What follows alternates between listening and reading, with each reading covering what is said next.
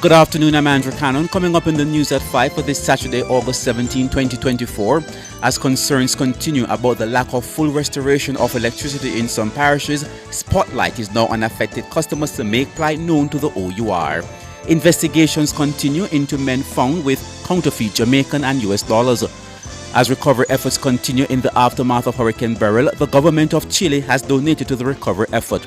On the international scene, an Israeli strike has killed at least 10 people in southern Lebanon, the Lebanese Ministry of Health said. While in sports, South Africa beat the West Indies by 40 runs in the second test at Providence Stadium in Guyana today. The details after this.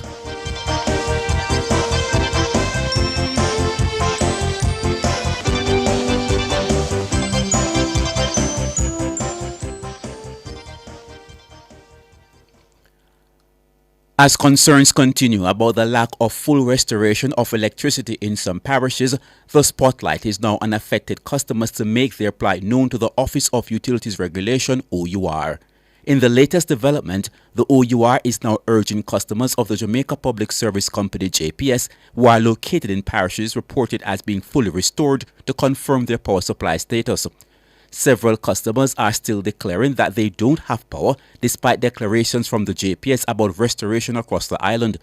The OUR says its personnel have made sporadic visits to areas still without electricity supply. However, it says information from the public will prove helpful in guiding future visits. The OUR says the move comes against the background of repeated customer complaints despite JPS's latest restoration report. The report says customers without light are only in St. Elizabeth and some areas in Westmoreland, Manchester, Kingston and St. Andrew. JPS customers are being asked to email consumerestoration@our.org.jm or call the OUR toll-free number at 888-CALL-OUR, that will be 888-225-5687 if their electricity service has not been restored. As recovery efforts continue in sections of the country in the aftermath of Hurricane Beryl, the government of Chile has donated $60,000 or just over 9 million Jamaican dollars to 3 Caribbean countries severely impacted by the hurricane, including Jamaica. The other countries set to receive this aid are St. Vincent and the Grenadines and Grenada. The donation was provided by the Chile Fund Against Hunger and Poverty. It was channeled through the Red Cross in these countries.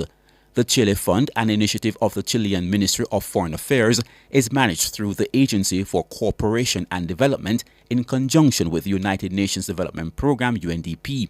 It has provided humanitarian assistance to countries affected by various disasters since 2011. Meanwhile, with the new school term set to begin in a matter of weeks, several families in St. Elizabeth who are still recovering from the impact of Hurricane Beryl have received much-needed assistance from Jamaican organizations in the United States.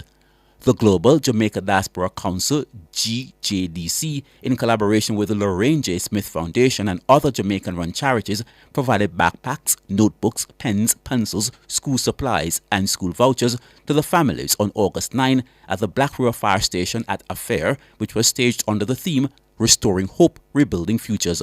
The Lorraine J. Smith Foundation had donated $1 million to assist the effort. Investigations are continuing following the apprehension by lawmen attached to the Portland division of 2 men who were found to be in possession of counterfeit $2,000 and over 70,000 Jamaican dollars. This follows an operation in Norwich, Portland on Thursday, August 15. The men have been identified as Nathaniel Barnes of Waterloo Avenue, Kingston 10, and Chapelton, Clarendon, and Sidney Bartley of Trafalgar Hill, Chapelton, Clarendon. It is reported that at about 11:45 p.m., the police, acting on reports of strange men being in the area, carried out an operation during which the men were held. The men were also in possession of a white Honda Stream, which was also seized. Investigations into the matter are continuing. Motorists who use the Maypen to Williamsfield Highway can continue to breathe a sigh of relief this afternoon as the government has again delayed the toll fees. The fees were set to be implemented on Saturday, July 17. However, in a statement on Friday, the National Road Operating Constructing Company, NROC, announced the latest delay. NROC says relevant updates will be provided as soon as they become available. To news on the international scene, A 7.0 magnitude earthquake has struck the eastern coast of Russia, according to the U.S. Geological Survey. According to the U.S. Geological Survey, the epicenter was located approximately 55 miles from a coastal city which has a population of about 181,000. The quake had about 30-mile depth and occurred in the early hours of Sunday morning local time. According to the U.S. Tsunami Warning System, hazardous tsunami waves from this earthquake are possible within 300 kilometers or approximately 186 miles of the epicenter along the coasts of Russia. An Israeli strike has killed at least 10 people in southern Lebanon, the Lebanese Ministry of Health said, prompting Hezbollah to launch a barrage of retaliatory rockets at Israel. All of those killed in Lebanon were Syrian nationals. A woman and her 2 children are among the dead, according to the ministry. The strike also wounded at least 5, 2 of which are in critical conditions. They include 3 Syrians, 1 Sudanese and 1 Lebanese, the ministry said. 2 of the Syrians are in critical condition and undergoing surgery at a nearby hospital. The Israeli military said it struck a Hezbollah weapons storage facility in the area overnight. The death toll from the strike is one of the largest in southern Lebanon since Israel launched its war on Gaza following the Hamas attacks on the 7th of October that killed around 1,200 people. And now to sports. South Africa beat the West Indies by 40 runs in the second test at Providence Stadium in Guyana today. Chasing 263 to win, the Windies were bowled out for 222 in their second innings. Godesh Moti made 45, Kavem Hodge 29 and Joshua Da Silva 27. Kasiga Rabada and Kashiv Maharaj bagged 3 wickets each. Earlier, the tourists resuming on 223 for 5 were bowled out for 246 in their second innings. Kyle Varin made 59, Aidan Markram 51 and Tony Desori 39. Jaden Seals picked up 6 wickets for a 9-wicket match haul. Final scores: South Africa 160 and 246, West Indies 144 and 222.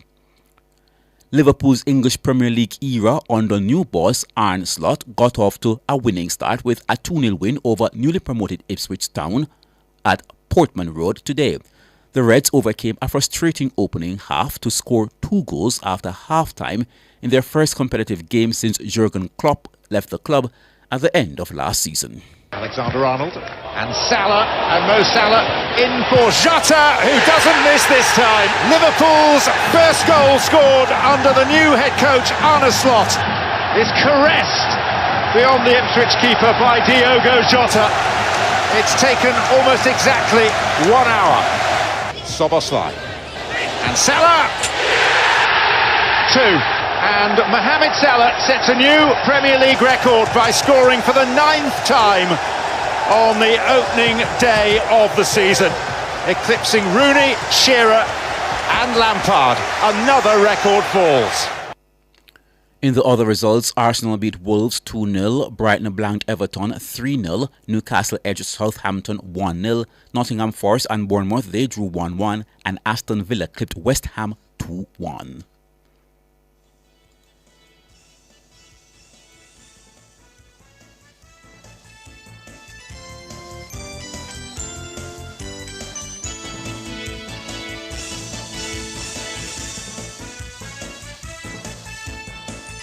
And now for a recap of the top stories making the news at this hour.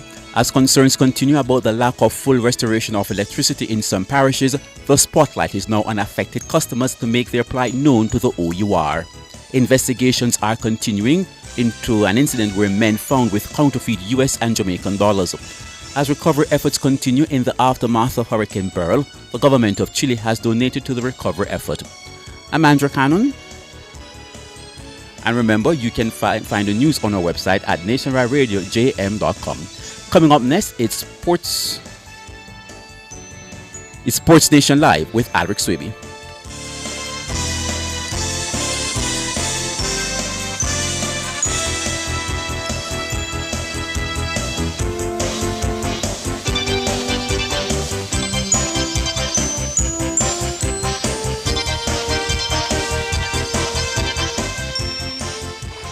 Good health starts with proper hydration. Hydrate your body with Hydrate. Hydrate is purified natural water from rocks 110 feet below the ground. You have never tasted water so great, yet so affordable. Yes, taste and experience it for yourself. Water at its best. Hydrate. Available also as purified alkaline water and ultra-purified distilled water. Bottled by LLNSCS Limited, a subsidiary of Max Pharmaceuticals. Call 876-983-6466. The following hurricane tip is brought to you by Isratech Jamaica Limited.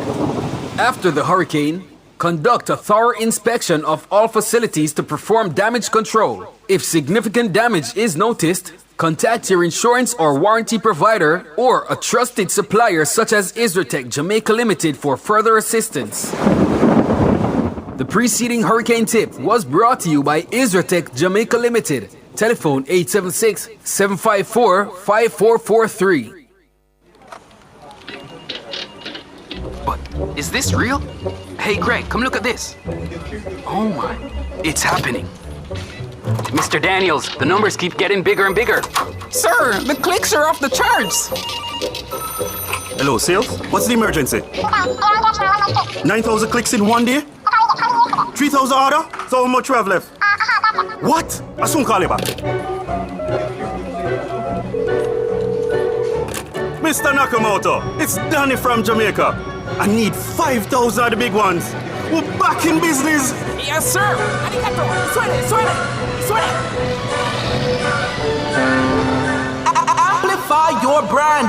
Let Nationwide 90 FM assist you in tapping into a captivated audience across our social media platforms. For more information, contact us at 876-630-1210 or sales@nationwidenewsnetwork.com. Businesses, companies, and entrepreneurs, let's supercharge your brand. Tune in to Nationwide 90 FM, the new revolution in media. Stay ahead of the curve with our cutting-edge reporting and accurate breaking news coverage. We're having an earthquake.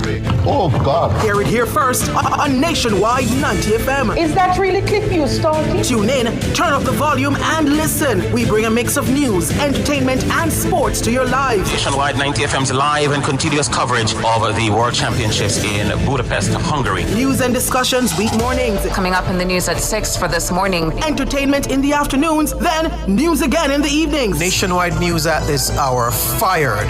Also tune in to the entertainment and sports shows in the nights and on the weekends. It is Boy Things After Dark right here on Nationwide 90 FM. Everything is news, from current affairs and entertainment to sports, business, and other categories. Nationwide 90 FM. This is Beanie Man. Give it to them. Zaga, Zen. From every whisper to every commotion. That's rubbish. The KSAMC cannot investigate itself. Was Click News really talking like that?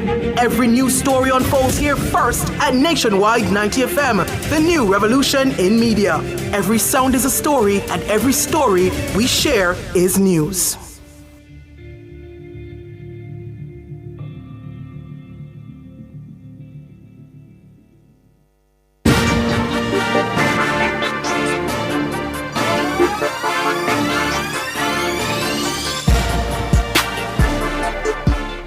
Okay, good afternoon. It's Saturday, August 17, 2024. Now, if you bowl it, we'll hit it for 6. If you pass it, we'll score it.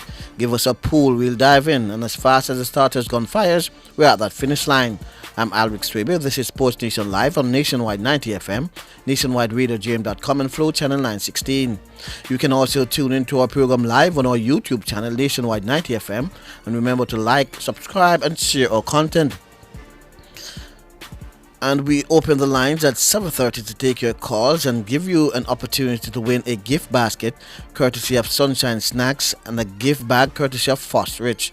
The numbers to call are 876-630-9371, 876-630-9372, 876-630-9373, and 876-630-9374. Now, coming up, we have another pack and exciting show lineup. We will be talking some badminton, some football, and much more. But first, an athletics lesson from 1 Corinthians 9, verse 24. 1 Corinthians 9, verse 24. Do you not know that in a race all the runners run, but only one gets the prize? Run in such a way as to get the prize. Did you notice when reading this verse that it doesn't say you must win or you will win? It is actually telling us that the kind of effort and dedication victory requires. Competing with integrity is the key here. Anyone can cheat and win, but what does that do us morally? It's not about winning at all costs or abandoning your values to do anything it takes to win. This is telling us we need to perform at our absolute best and have the self-discipline to compete in a focused, well-practiced, and strategic manner. If we do that, we will perform in such a way that will be nearly impossible to beat. Will we get beat sometimes? Absolutely. However, in performing with honor, we can feel victorious even in a loss. Okay, so that was our athletics lesson from 1 Corinthians 9, verse 24. Now in our feature, you just had to be there. We relived Jamaica's Elaine Thompson-Herah winning the women's 200 meters final at the Tokyo Olympics. And we have one race remaining on the track here this evening. It's the women's 200-meter final. 8 of the fastest women in the world. 8 lanes, and I think the winner could come from any number of them. Wait, is it my turn? Yes, it's my turn. Okay, good. There she is. Didn't want to misstep for Beatrice Massalinki. Just making sure that she's supposed to come out. Don't want to. There you go. Have your moment. Come out. Just stand on that little star. We'll take your picture, and then you go. Mujinga Kambuji. What a Olympics she's had. In the 100, 3 times she went under 11 seconds, and then she's tied her national record on 2 occasions with 22:26. Marie-Josée Tallou, is this where she ends the streak of 4th place finishes at the Olympics? She's got world championship medals, but 4 straight 4th place finishes in the games at 100, 200, and then 100. The other athlete from Namibia, Christine Mbamba, she comes out. Both those athletes restricted down to the 200 meters. Shelly-Ann Fraser-Pryce comes through. Of all the medals she has in the Olympics, she has only 1 in the 200. She has a silver medal from the Olympic Games in 2012. But she looked fantastic. Gabriella Thomas, the United States champion. Gabby Thomas will be in lane 3. 2nd fastest woman in history at this distance. Plus she went to Harvard, means she's wicked smart. Shawnee Miller-Weibo ran a heat in the 400 already. She's the reigning Olympic champion at 400. She has medaled in this event at the World Championships. She'll be out in lane 9. And there's the boss, set the Olympic record in the 100. 21:66 in qualifying. That was a personal best as she tries to complete the double. 100, 200 in Rio, 100, 200 here in Tokyo.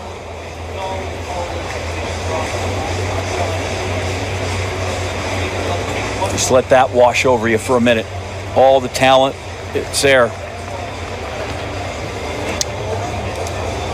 In the pole vault,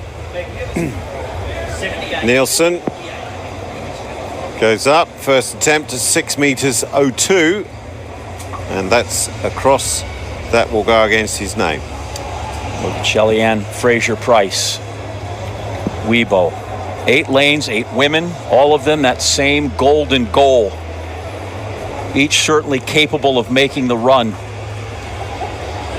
They all have speed, and you don't get as far without having the heart to match, that's for sure. 5 years of preparation and training now come down to between 21 and 22 seconds of performance. As we get ready for the women's Olympic final at 200 meters. Shawnee Miller-Weibo in lane 9. She hopes she doesn't see anybody until after the line when she can turn around and congratulate whoever comes in behind her. Shelly-Ann Fraser-Pryce. So good. The most decorated woman at 100 meters in the Olympics. Is this Gabby Thomas's moment to shine? Like all the Olympic finals, a goosebump moment. waiting to happen.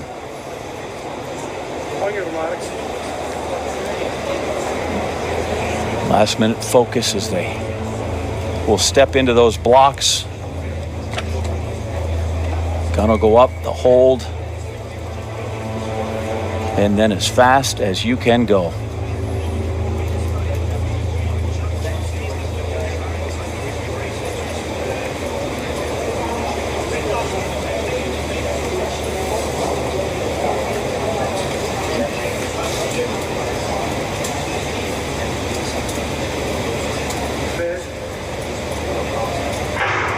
The quiet broken with the firing of the gun, and they are off. And Shelly-Ann Fraser-Pryce quickly on the inside. Look at Elaine Thompson-Herah out in front, rolling. Gabby Thomas trying to come on and pass Price. It's between those two. No one is catching Elaine Thompson-Herah again.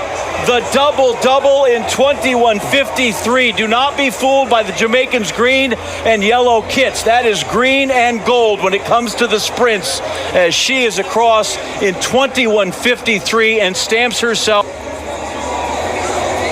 Well, as they say, boots off. Elaine Thompson-Herah is there. Gold and gold. The congratulations from Shawnee Miller-Weibo, who faded all the way to 8th. Last in that final, Shelly-Ann Fraser-Pryce is 4th. Gabriella Thomas, she gets the bronze medal. Gabby Thomas at 21:87, and Christine Mbama, 21:81. She ran 3 rounds here, and each time she set a new world under-20 record, 21:81 in the final. I'm so pleased for Gabby Thomas. She ran really well at the trials and came here. It was a tall order for her to try and replicate the 21:61 that she ran in the trials. Thompson-Herah not only creates history as the first woman to do the double-double. A lot of joy in these pictures, isn't there? This is superb.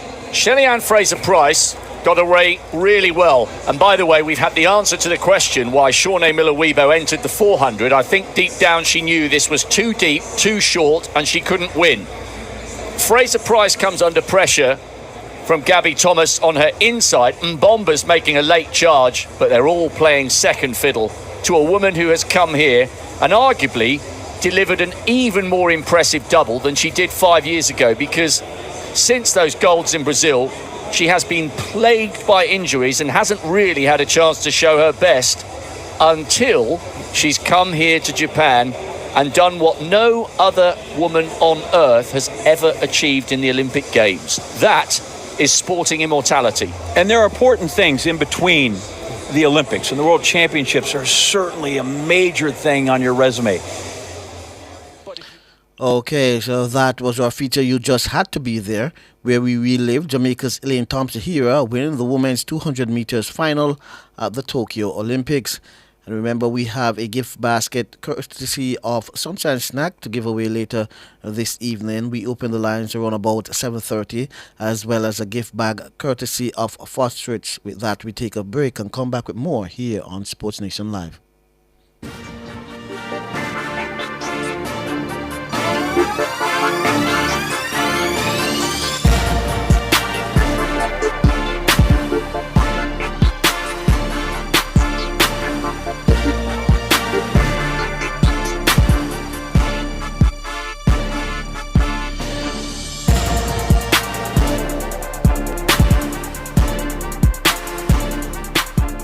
Parents, gearing up for back-to-school expenses? Well, Chris and Charles is making back-to-school as easy as ABC. From July 1st to August 23rd, 2024, borrow at low rates, and hear this! You could win one of 24 back-to-school grants of $50,000! Imagine the possibilities, covering all your expenses and winning big! Call us at 876-926-0609 or visit our website for details. Conditions apply. When you think loans, think Chris and Charles. Authorized on Section 58, Betting, Gaming, and Lottery.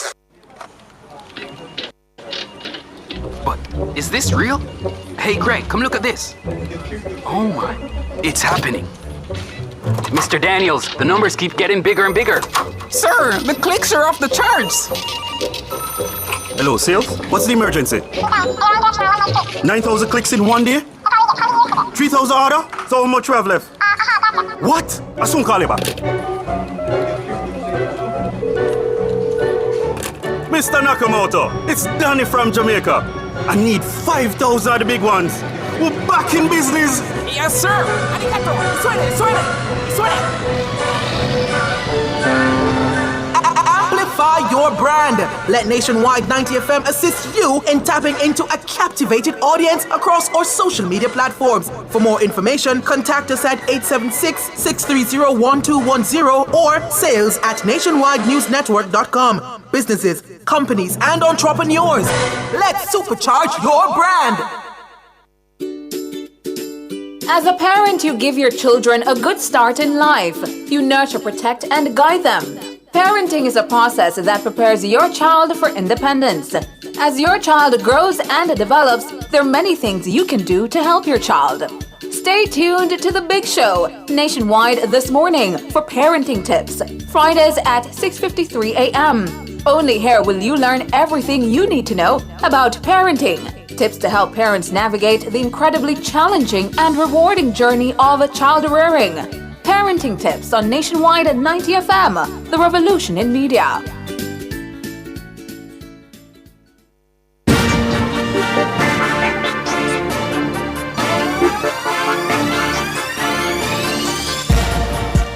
Okay, good afternoon and welcome back to Sports Nation Live. I'm Alric We'll be working with Kevin Williams on the other side of the glass, my technical operator.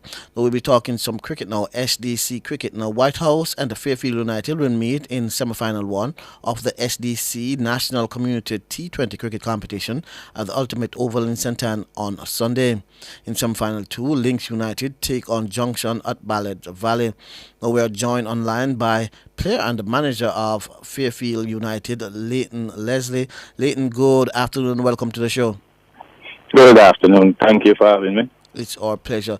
Leighton, let's start with your position. You're a player and manager. How you manage both hats? Well, it's a rough job, but being a past member of the military, we are trained to deal with adverse conditions. So it's not that bad when you have persons around to support you as well. So yeah, basically we have a good support staff overall. So all the team set up persons, get them roll, and they normally carry it out. So that makes my job even easier. Right. So I guess Fairfield United have the JDF to thank for your managing skills. Well, Fairfield United have quite a few of us from JDF, so as we have O'Shane Williams as well, Brian Clark as well, Gordon Bryan, all past members and current member of the JDF, which is Gordon Bryan. So we have persons who are good at good leadership qualities. Right. It seems like the JDF is the feeding ground for Fairfield United.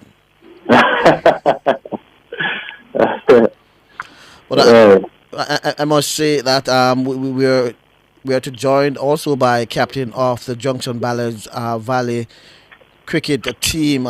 Their captain is Damian Ebanks. We are not able to make contact with him, but hopefully throughout the course of this interview, we'll be able to get contact with him. But let's continue with you, Leighton. You'll be going up against White House in the semi-final. But before we reach to the semi-final, tell me what was it like coming through the quarter-final round? This year, the quarter-final, it was a bit different from previous years. Yes, this year quarter-final, it was either you do or you get eliminated, and we came up against a very good team, Bridgeport. I can't really take none from them. I think that the game was a very hard-fought one. They gave us a good challenge, and we were good enough on the day to stand up and fight and come out victorious out of that game. Right, and knowing that game was a win or go home situation. There wasn't any second round for you to try and get into the semifinals. What did you say to your players to get them motivated to come out and take down this strong Bridgeport team? Well, we are the defending champions, and if somebody going to beat us, they have to come with their A game, and we are not going to roll over and die.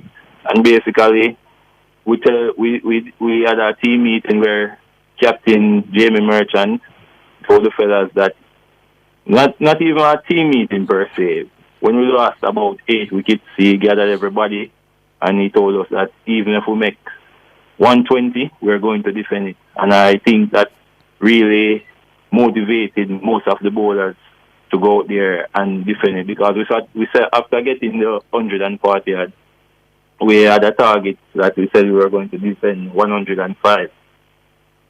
So that was the main plan. We went out there to defend 105 and not the 140 that we need. And with that said, tell me where you think Fairfield United's strengths lie. Your batting, your bowling, your fielding, or you're just a strong all-around team? I think we are mostly strong. We are a stronger team with the bowling, because we have some very good bowlers.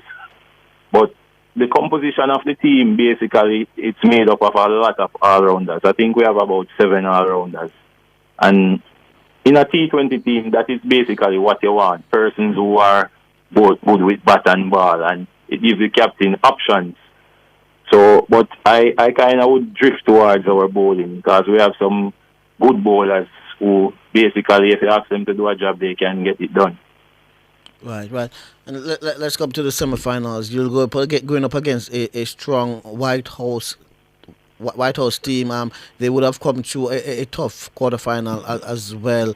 Like you mentioned earlier, you're the defending champion, so you know that you will have a target on your back. You are the team to beat. Going up against this tough White House team, you think that quarterfinal match would have prepared you for this, because each game from now on is like a final. If you lose, you go home. If you win, you go on. Tell me, how are you preparing for this White House team? Well, I'm not going to take anything from them. I think this White House team is a very strong team. They have a lot of players who have represented Jamaica at the senior level and at the youth level. But I think we have the ammunition and the players to get the job done on the day. And our brand of cricket is based on a team effort. So I think once we play together and support each other, a team will have to come very good to beat us on the day. Right. And speaking of coming good to beat you, I'm assuming that you would have been familiar with this White House team. Without giving away too much of Fairfield United's secret, what do you think would be key for you to come out on top and get the better of White House? Well, I think once we play good disciplined cricket and stick to the basics and take our chances, we should get the better of White House. From the last couple of games, I think our fielding wasn't up to par, but the guys have actually stepped up a notch, and I think we are fixing the fielding part of our game. And once we take our chances, because we are going to create chances with the bowlers that we have, once we take those chances, I think we should be able to get the better of them. Right, and you probably not know what sort of a pitch you're to expect, but you would be familiar with Ultimate Oval. What are you expecting from that pitch? I think that pitch should be a very good wicket. Over the years, been there. I haven't seen any devils in that wicket. It's always a nice true cricket wicket that allow you to play your shots on it. If you hit the right areas, you'll get results from it. So I think the ultimate pitch should aid our kind of bowling, because I think we have 5 seamers in our lineup, and persons who move the ball, and Ultimate always give you that over the years. So I think it would suit our type of bowling.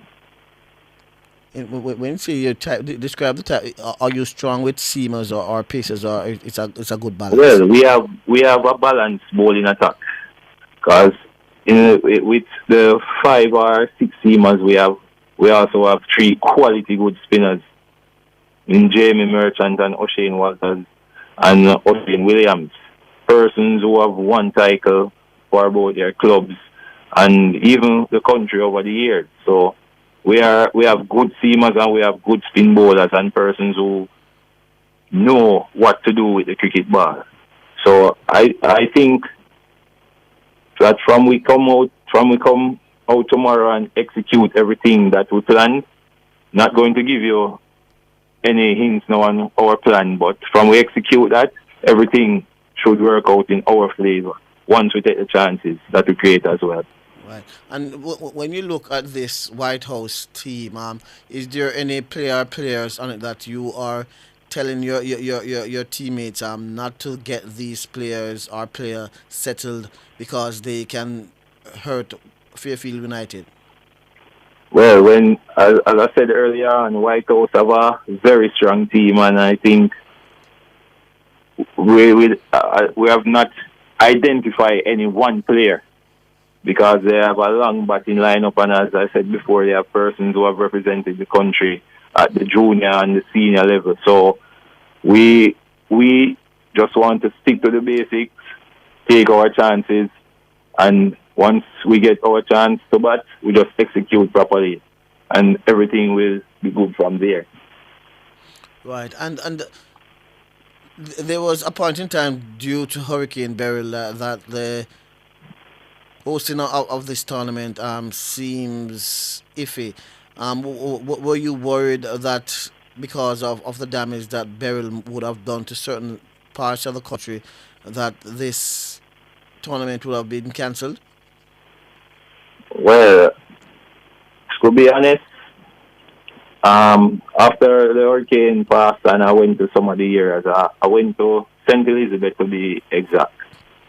And going down, it was a disaster, because even Spurtree was blocked at the time. And so I see things, the country has recovered so far. I think firstly, the government has done an excellent job, and SDC always plan the cricket very well. And I had no doubt once work started to help in the recovery, the cricket was going to play, because the SDC cricket, it brings a lot of communities together. Right. And they know that they have to find some way how to get it play. And it's a good gesture or initiative for building back communities after going through such a tremendous storm that caused so much damage to person's personal life per se. But I was kind of doubtful, as I said, when I went to St. Elizabeth after the storm had passed. Right, so you would say that the hosting of the tournament, persons in the affected areas could use it as a form of therapy, just to put the tragedy of Hurricane Beryl behind them somewhat. Exactly. Right. White House is, like you said, they're a strong team. Fairfield United is a strong team. You are in the semi-finals. You're the defending champions. Tell me, when patrons come out tomorrow, what should they expect? Well, they should expect disciplined, hard cricket from Fairfield United. That is what we have been known for over the years, and a never say die attitude. Right. And tell me, what sort of a team is Fairfield United? Are you a chasing team, or you prefer to bat first?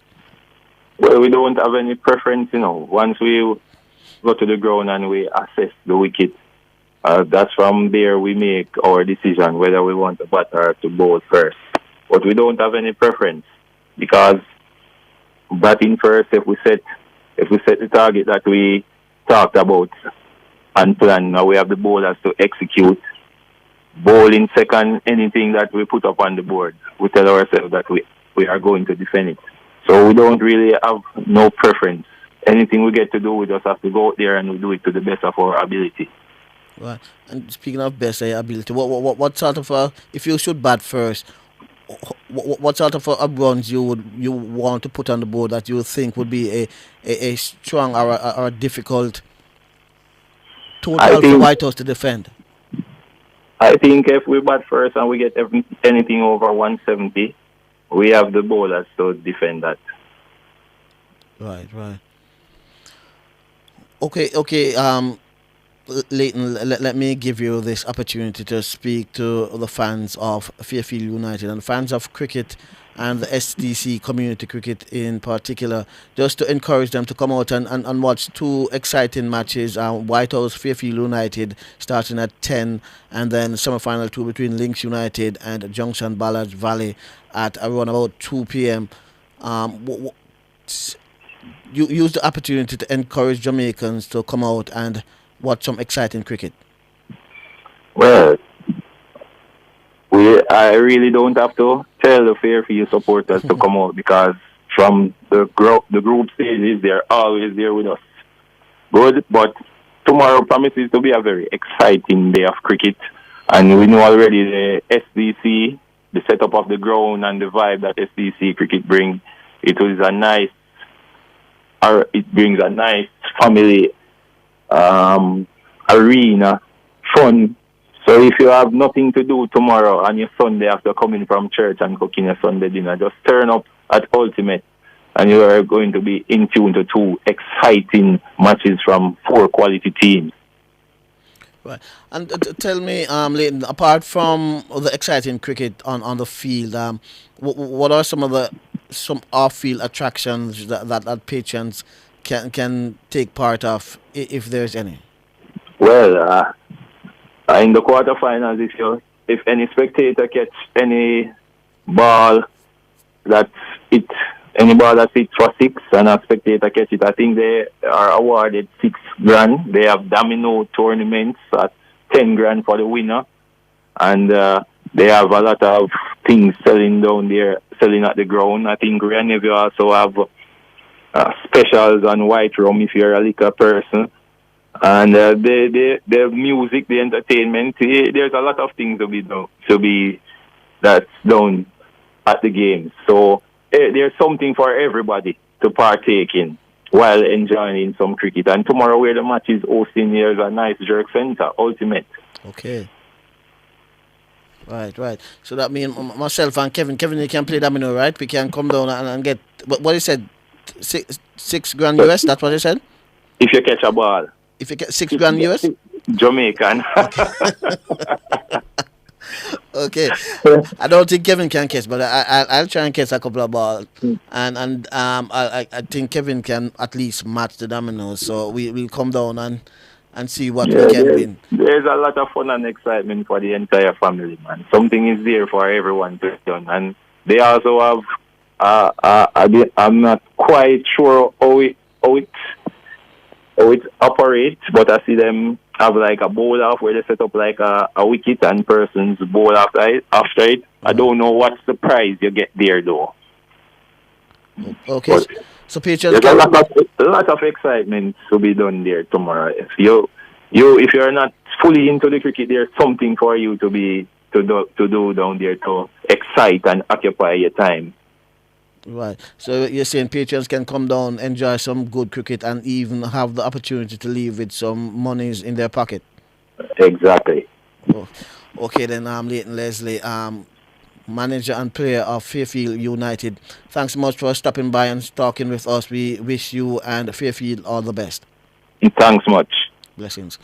Okay, so that was Leighton Leslie, player and manager of Fairfield United. We take a break and we come back with more here on Sports Nation Live.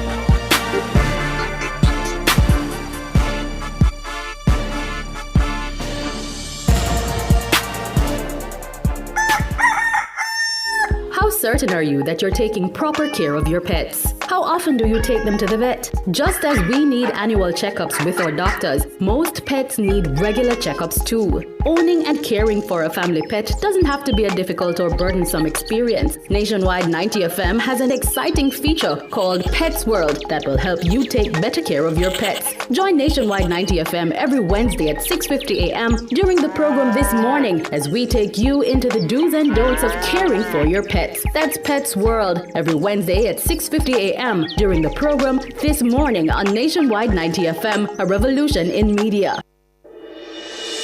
Tune in to Nationwide 90 FM, the new revolution in media. Stay ahead of the curve with our cutting-edge reporting and accurate breaking news coverage. We're having an earthquake. Oh, God. Hear it here first on Nationwide 90 FM. Is that really clip you, Stalky? Tune in, turn up the volume, and listen. We bring a mix of news, entertainment, and sports to your lives. Nationwide 90 FM's live and continuous coverage of the World Championships in Budapest, Hungary. News and discussions week mornings. Coming up in the news at 6 for this morning. Entertainment in the afternoons, then news again in the evenings. Nationwide news at this hour. Fired. Also, tune in to the entertainment and sports shows in the nights and on the weekends. It is Boy Things After Dark right here on Nationwide 90 FM. Everything is news, from current affairs and entertainment to sports, business, and other categories. Nationwide 90 FM. This is Beanie Man. Give it to them. Zaga, Zen. From every whisper to every commotion. That's rubbish. The KSAMC cannot investigate itself. Was Click News really talking like that? Every news story unfolds here first at Nationwide 90 FM, the new revolution in media. Every sound is a story, and every story we share is news.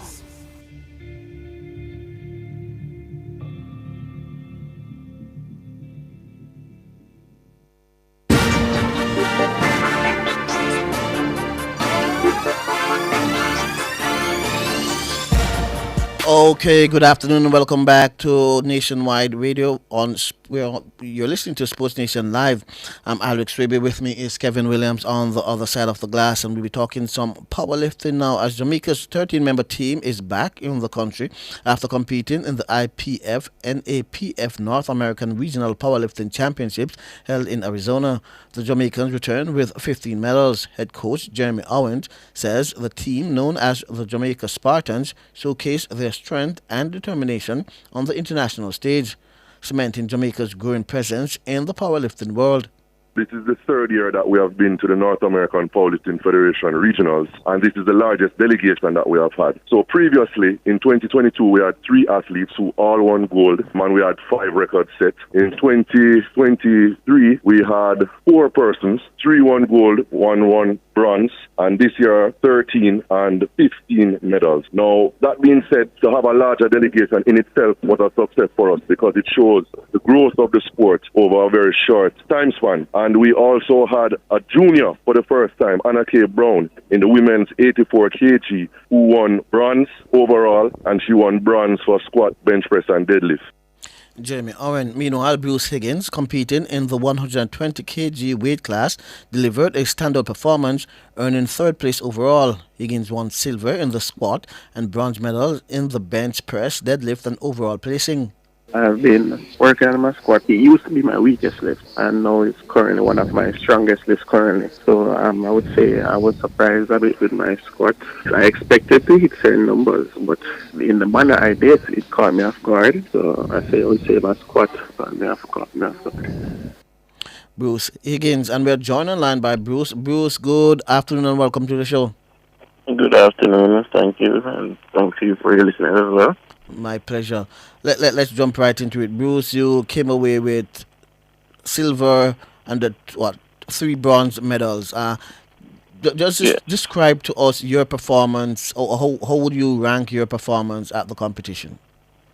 Well, I would rank it fairly good by my standards, but on an international level for Jamaica, us being a small country. So to be on the podium is a great achievement, especially in that weight class, because that weight class, 120 plus kg open, is a very strong weight class. It's the largest weight class that's there. But I would say my performance was decent. My squat my squat gave me the silver. I didn't hit the numbers that I really wanted to hit because of what my body could give me at the time, but my performance in the squat was good. As it relates to bench, in my opinion, my bench was off this time because usually my bench is better than that. I only managed to get my first lift, but as I said, yeah, based on what my body was giving me at the time, I just had to take it. But overall, I would say my performance was okay. Yeah. Right. And I spoke with Jeremy Owen earlier in the week, and he described yourself and I believe the other athlete was Anake as what two of the overachievers at this championships. Tell me, did you surprise yourself in any way? Yes, I did. Because I going there for the first time, you're gonna have the nerves, but I knew what I knew what I could do, so I just went out there. And, the environment was new to me and everything. Seeing that it's overseas, not locally, but I just kept focus and just execute the plan.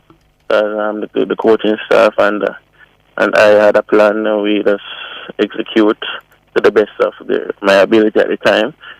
Based on how the lifts look, we selected the numbers that we think would have gotten us some good points and everything, and gratefully they came through. So yeah. Right, and tell me what were some of your goals, personal goals that you set for yourself going into this tournament? Well, personally, when I got selected, I was a little bit doubtful because I'm saying that I know that some of the numbers that I'm hitting on the international stage, they aren't as big as they should be. But I went in and just said that I'm going to do my best and just enjoy the experience, because I know this isn't a no thing. I'm looking for down the line for the future as it relates to getting stronger over the years. I just wanted to just get the experience in, and the experience, it was a great experience actually. For the first time to really put on a performance like that, I would say that, yeah, the experience was really good. I did my best. I'm looking forward to just getting stronger now, because I have some numbers, some plans that I plan to hit in the years to come. I just have to just follow through with them and just execute injury-free as well. So, yeah. Right. You would have picked up the silver in the squat and bronze medals in the bench press and deadlift. Tell me, which of your performance are you most proud of? Well, I would say my squat. Usually persons' deadlifts are bigger than their squat, but at the moment my squat is better than my deadlift currently. So I would say my squat has been really impressive over the months of training. My benches in training has been good, so I'm currently working on my benches, bring up my bench a bit. To keep my body weight at the same where it is currently, as well as increasing the weight. But I would say my squat has been my most impressive, and I got the silver in it as well. So yeah, my squat has been really improving over the time period. So I just wanna go back to the drawing board, increase it even further, because I have the next competition is basically next year. So I have some time to just, international that is, I have some time to just really go back to the drawing board and just improve on my lifts, because I know what I'm capable of, and I see certain heights that I want to reach, and I'm going to go for it. Right. And tell me, what was preparation like going into this tournament? How did you prepare for it? Well, the preparation was complicated, because I had some little slight injuries that I picked up in training that I had to constantly be overcoming and everything. I had my training partners there with me. They had their own issues as well, but preparing, one of the main things, though, otherwise from just training wise, was just to secure the funds. As you know, we had to source the funds to go over there and everything. So my family chipped in, and other person chipped in, and I'm very grateful, as it was to not knowing how we're going to make it over there was the main issue. You know, when you get the call up here, you say, yeah, you feel good and everything, but knowing now you have to go and find all that to get over there was a challenge. So, but thankfully, God made a way, and my family chipped in and everything. So, but otherwise from that, training wise,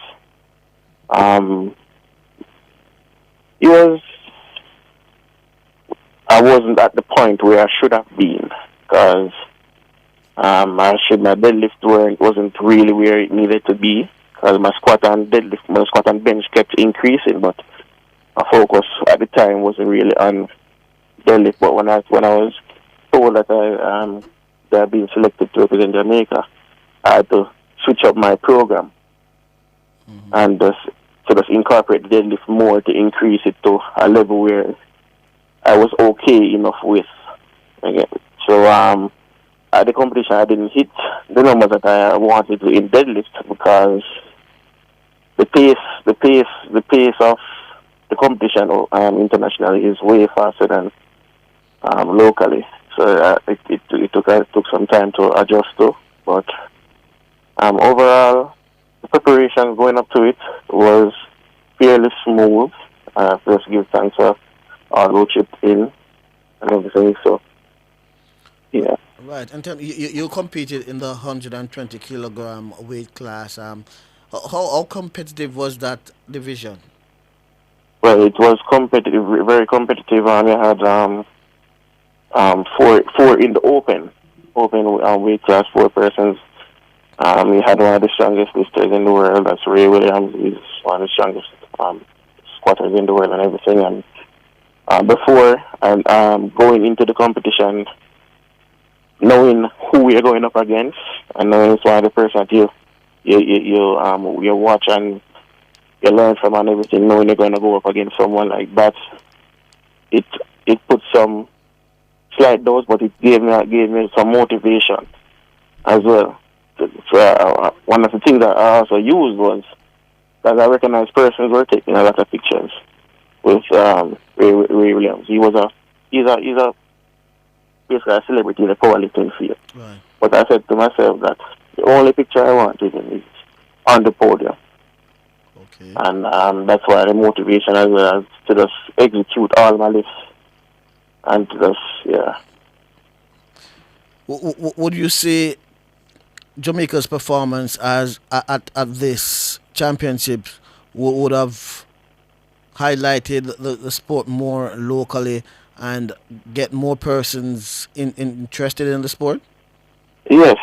Overall, we had, as I said, 13 athletes over there in different weight class, and we did well for seeing that majority of the team that went is their first time.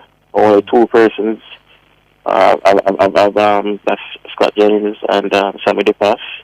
Those are the only 2 persons who have actually had international experience. So the team was a young team. We went over there, knowing that we were just going to do our best and represent as best as possible. So just basically paved the way as well. So that show a person that Jamaica can actually do other stuff, do other sports, and just showcase their strength and everything. So I think it was a good example set. So we're just looking forward to see what the future holds as it relates to getting more persons in locally as well as internationally. When you look back at your performance in the championships, is there anything that you figure you could have done better if you had it to do over again, that you would have done it differently? Well, it just adjusted the climate. In Arizona, it was extremely hot. I didn't feel well even the day before competing. So I would have wanted to feel my 100% at 100%. I was like at 80% of my shirt. So like to not go out there and do what you know you're capable of, because the adrenaline will kick in while you're there lifting, and the environment and everything. And you know that most likely, if everything goes well, you're gonna hit some PRs, some meet PRs, and go even further than what you think you could do. So I wanted to feel way better than I did. So I think that's one of the things I would want to change before. Because based on my training, physically, where I was and numbers that I have, that's the only way I could really be at the time. So otherwise from that, just how I felt on the day and before leading up to it, I would definitely change that. So in order to just give my 100% and even hit even higher numbers that I did on the day. Where would you love to see powerlifting reach locally? Locally, I would just want it to continue increasing as well as so. I know that we need a lot of sponsorship, so sponsorship is a big thing, because it can go extremely far, and not just locally, even internationally. We can represent. You have Worlds coming up. Somebody Pass was nominated for that, so we I know she's going to need the support as well. So just getting more Jamaicans in the sport, because I know that there was a lot of Jamaicans here who are strong, and they aren't known, and they don't know about the sport, that they can come in and just learn about the sport and just put their strength in and everything into powerlifting as well, because powerlifting is really fun. And as a person use powerlifting as to just take out stress on the weights and all those things. So it's really good. So I really hope this showing that we did can just improve on the recognition of the sport, because a lot of us want to see the sport reach at a distance that's extremely beneficial to each athlete. So yeah. Okay then, Bruce, I must say again, congratulations on your performance, and I wish you all the best. All right, thank you. Okay, so that was Bruce Higgins, one of Jamaica's powerlifter. He recently competed at the IPF NAPF North American Regional Powerlifting Championships, where he won 2 silver and 3 bronze medals. Stay with us, we'll be right back right after this break.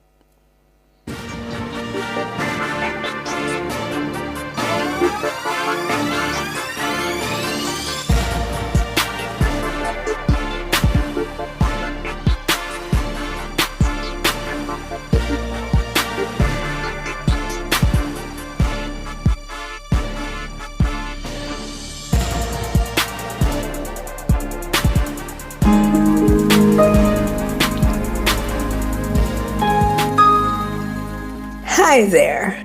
Here's some good news for these trying times. Quote, "By God's word, I can see where I'm going. They throw a beam of light on my dark path." Unquote. Psalm 119, verse 105. Listen for God's word weekdays at 5:45 a.m. and 12:55 p.m. through Oasis. Stop by for a refreshing drink and share a God perspective for the day. Oasis, weekdays 5:45 a.m. and 12:55 p.m. right here on Nationwide, a revolution in media. The rebroadcast of The Oasis can be heard weekdays at 5:45 a.m. The Oasis is brought to you by Solar Tech Jamaica. We use the gift of the sun to power our world. Tune in to Nationwide 90 FM, the new revolution in media. Stay ahead of the curve with our cutting-edge reporting and accurate breaking news coverage. We are having an earthquake. Oh, God. Hear it here first on Nationwide 90 FM. Is that really clip you, Stalky? Tune in, turn up the volume, and listen. We bring a mix of news, entertainment, and sports to your lives. Nationwide 90 FM's live and continuous coverage of the World Championships in Budapest, Hungary. News and discussions week mornings. Coming up in the news at 6 for this morning. Entertainment in the afternoons, then news again in the evenings. Nationwide news at this hour. Fired. Also, tune in to the entertainment and sports shows in the nights and on the weekends. It is Boy Things After Dark right here on Nationwide 90 FM. Everything is news, from current affairs and entertainment to sports, business, and other categories. Nationwide 90 FM. This is Beanie, give it to them. Zaga, Zen. From every whisper to every commotion. That's rubbish. The KSAMC cannot investigate itself. Was Click News really talking like that? Every news story unfolds here first at Nationwide 90 FM, the new revolution in media. Every sound is a story, and every story we share is news.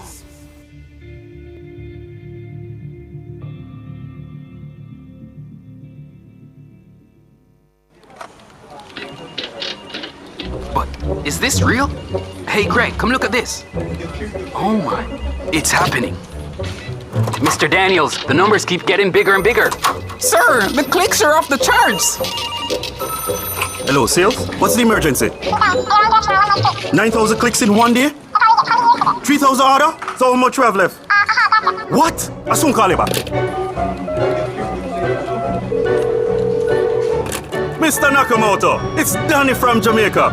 I need 5,000 of the big ones. We're back in business. Yes, sir. Arigato. Suene. Amplify your brand.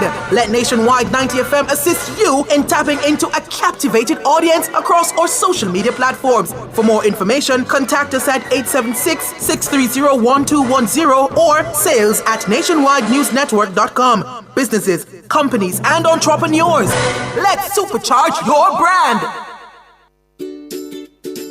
As a parent, you give your children a good start in life. You nurture, protect, and guide them. Parenting is a process that prepares your child for independence. As your child grows and develops, there are many things you can do to help your child. Stay tuned to The Big Show, Nationwide this morning, for parenting tips. Fridays at 6:53 a.m. Only here will you learn everything you need to know about parenting. Tips to help parents navigate the incredibly challenging and rewarding journey of child rearing. Parenting tips on Nationwide 90 FM, the revolution in media.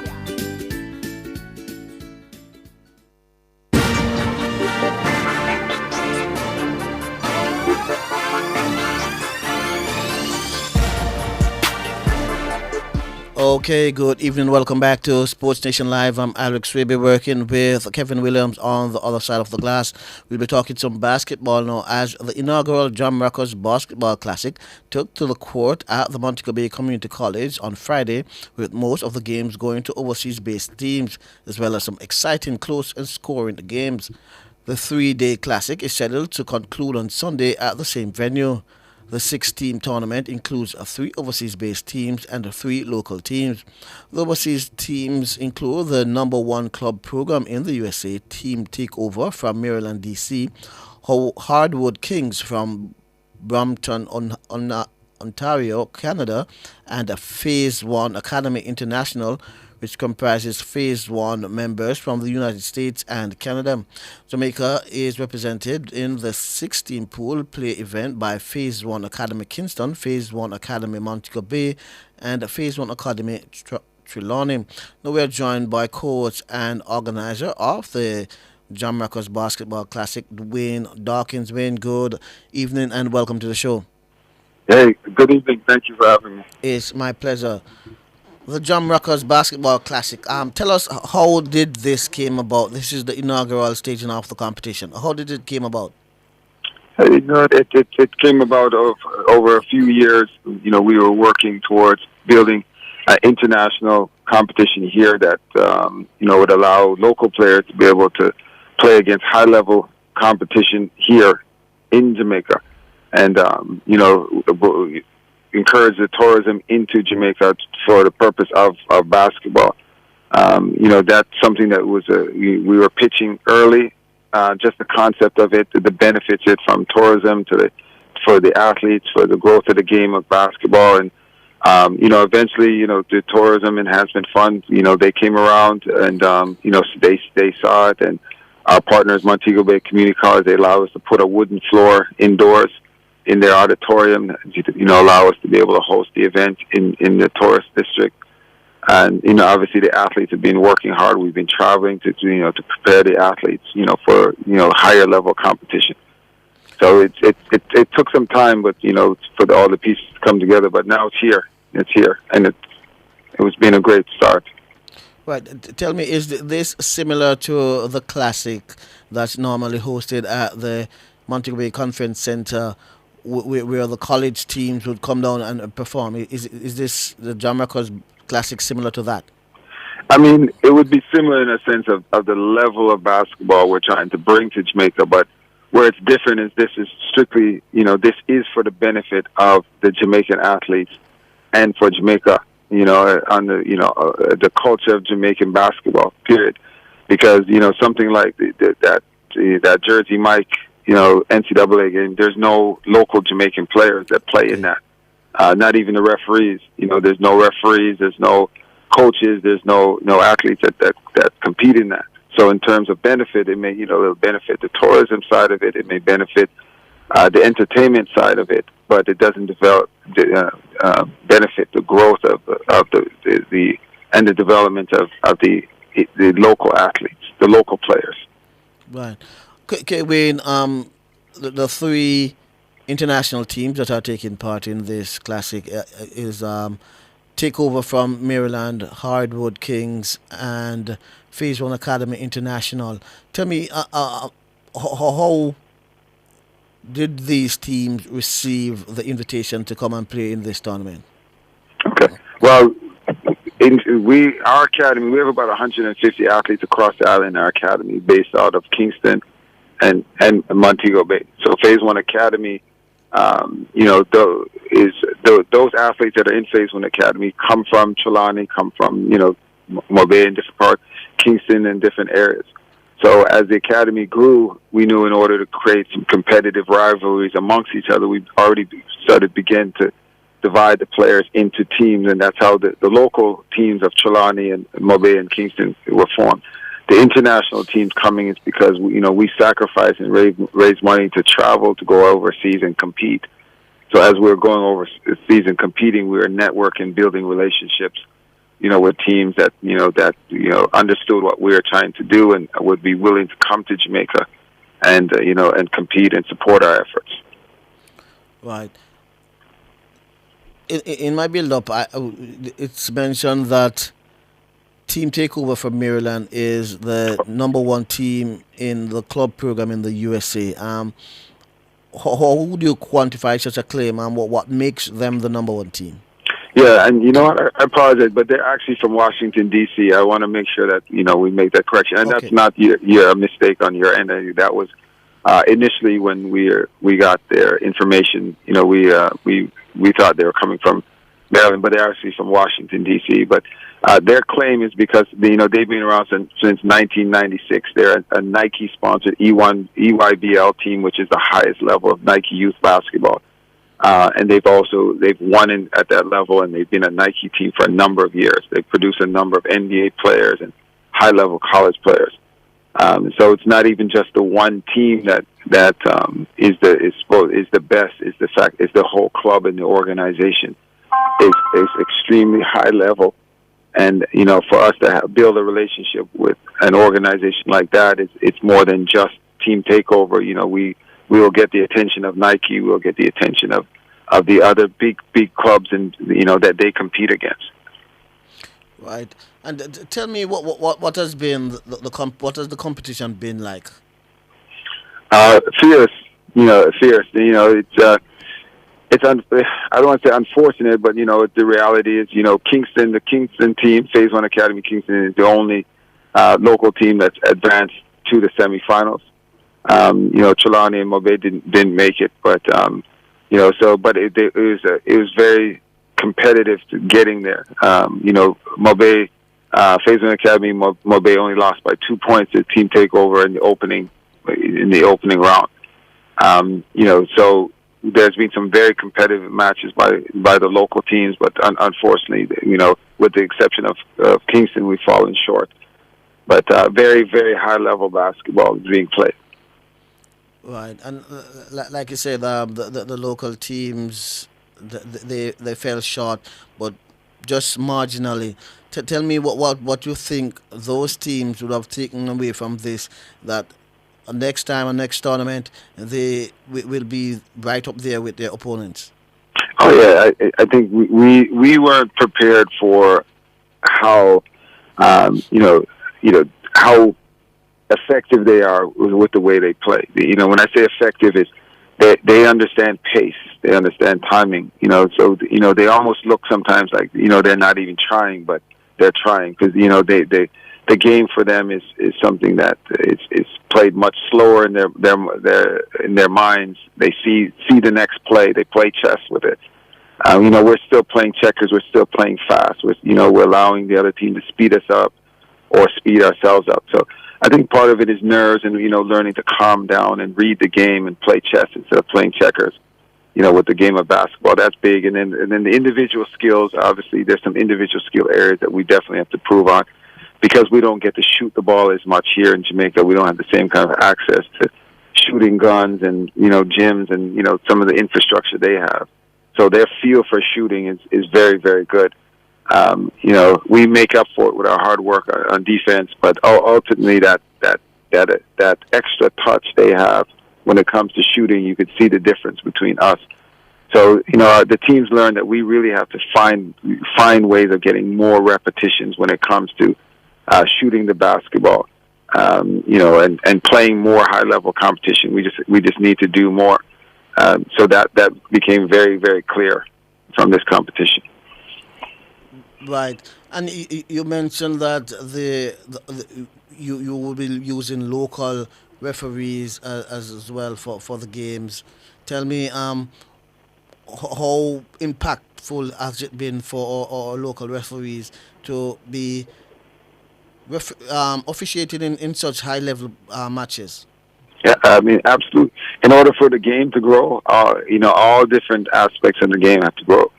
So we can't just have the players getting better. The referees have to get better. The coaching has to get better. We have to raise the whole level.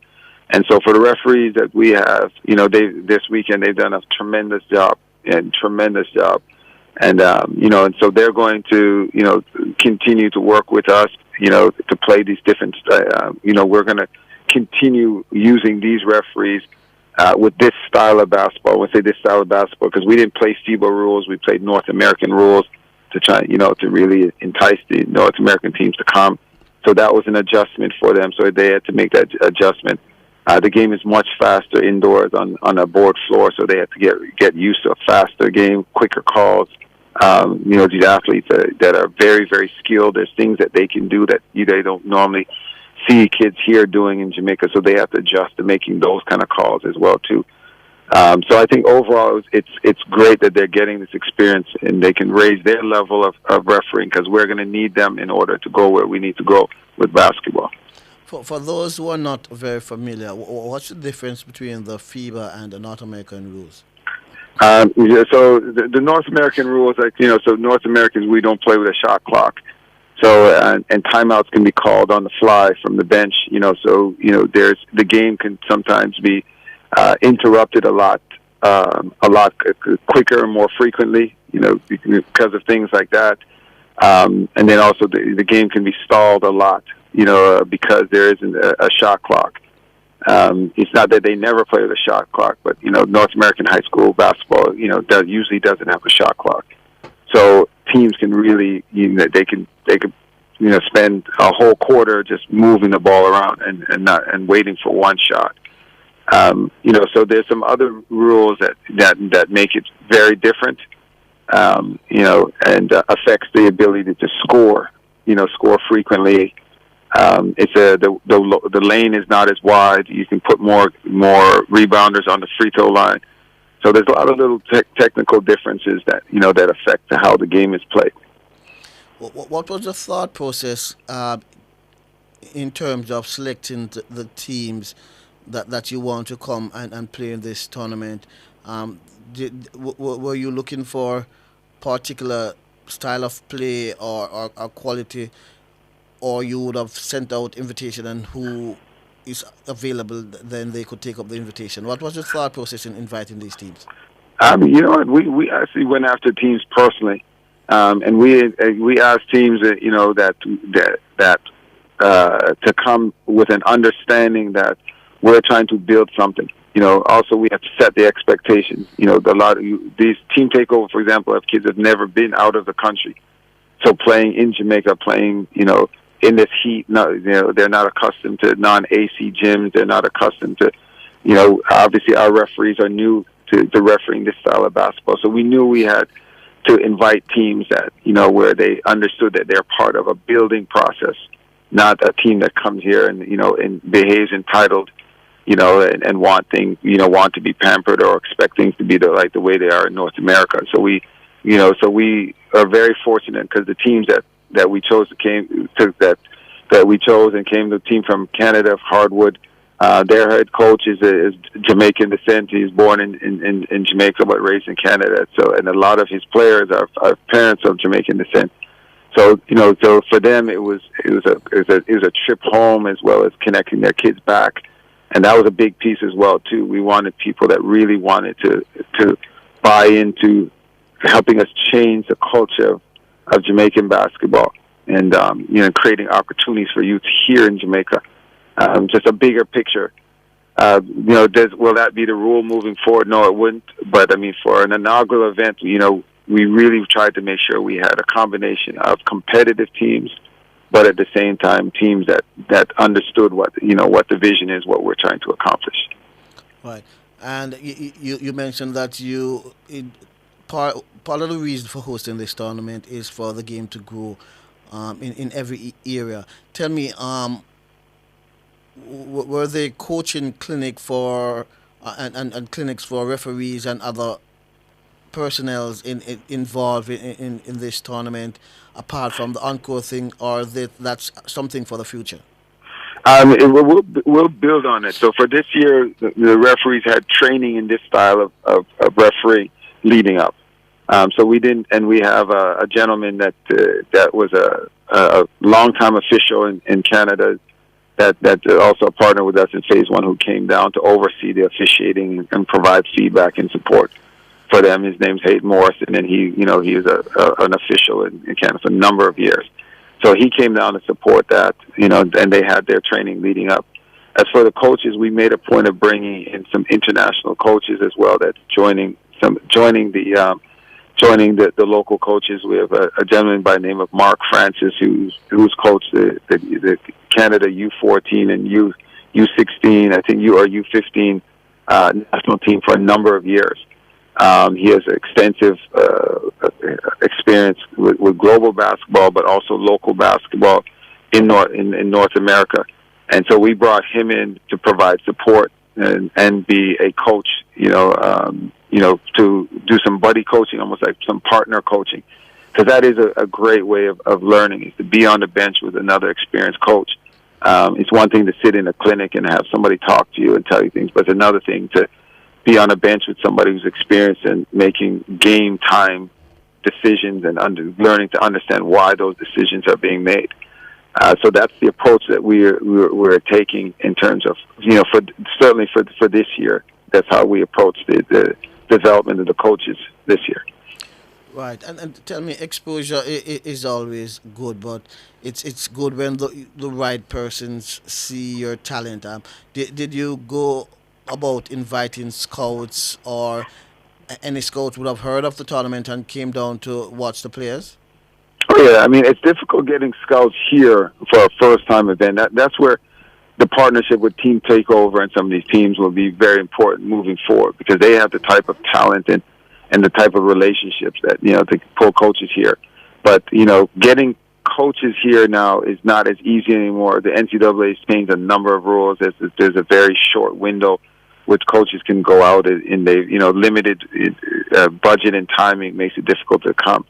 But what we are able to do, though, is communicate with coaches, to let them know that all their games are being recorded, the footage, making sure we have the highlights.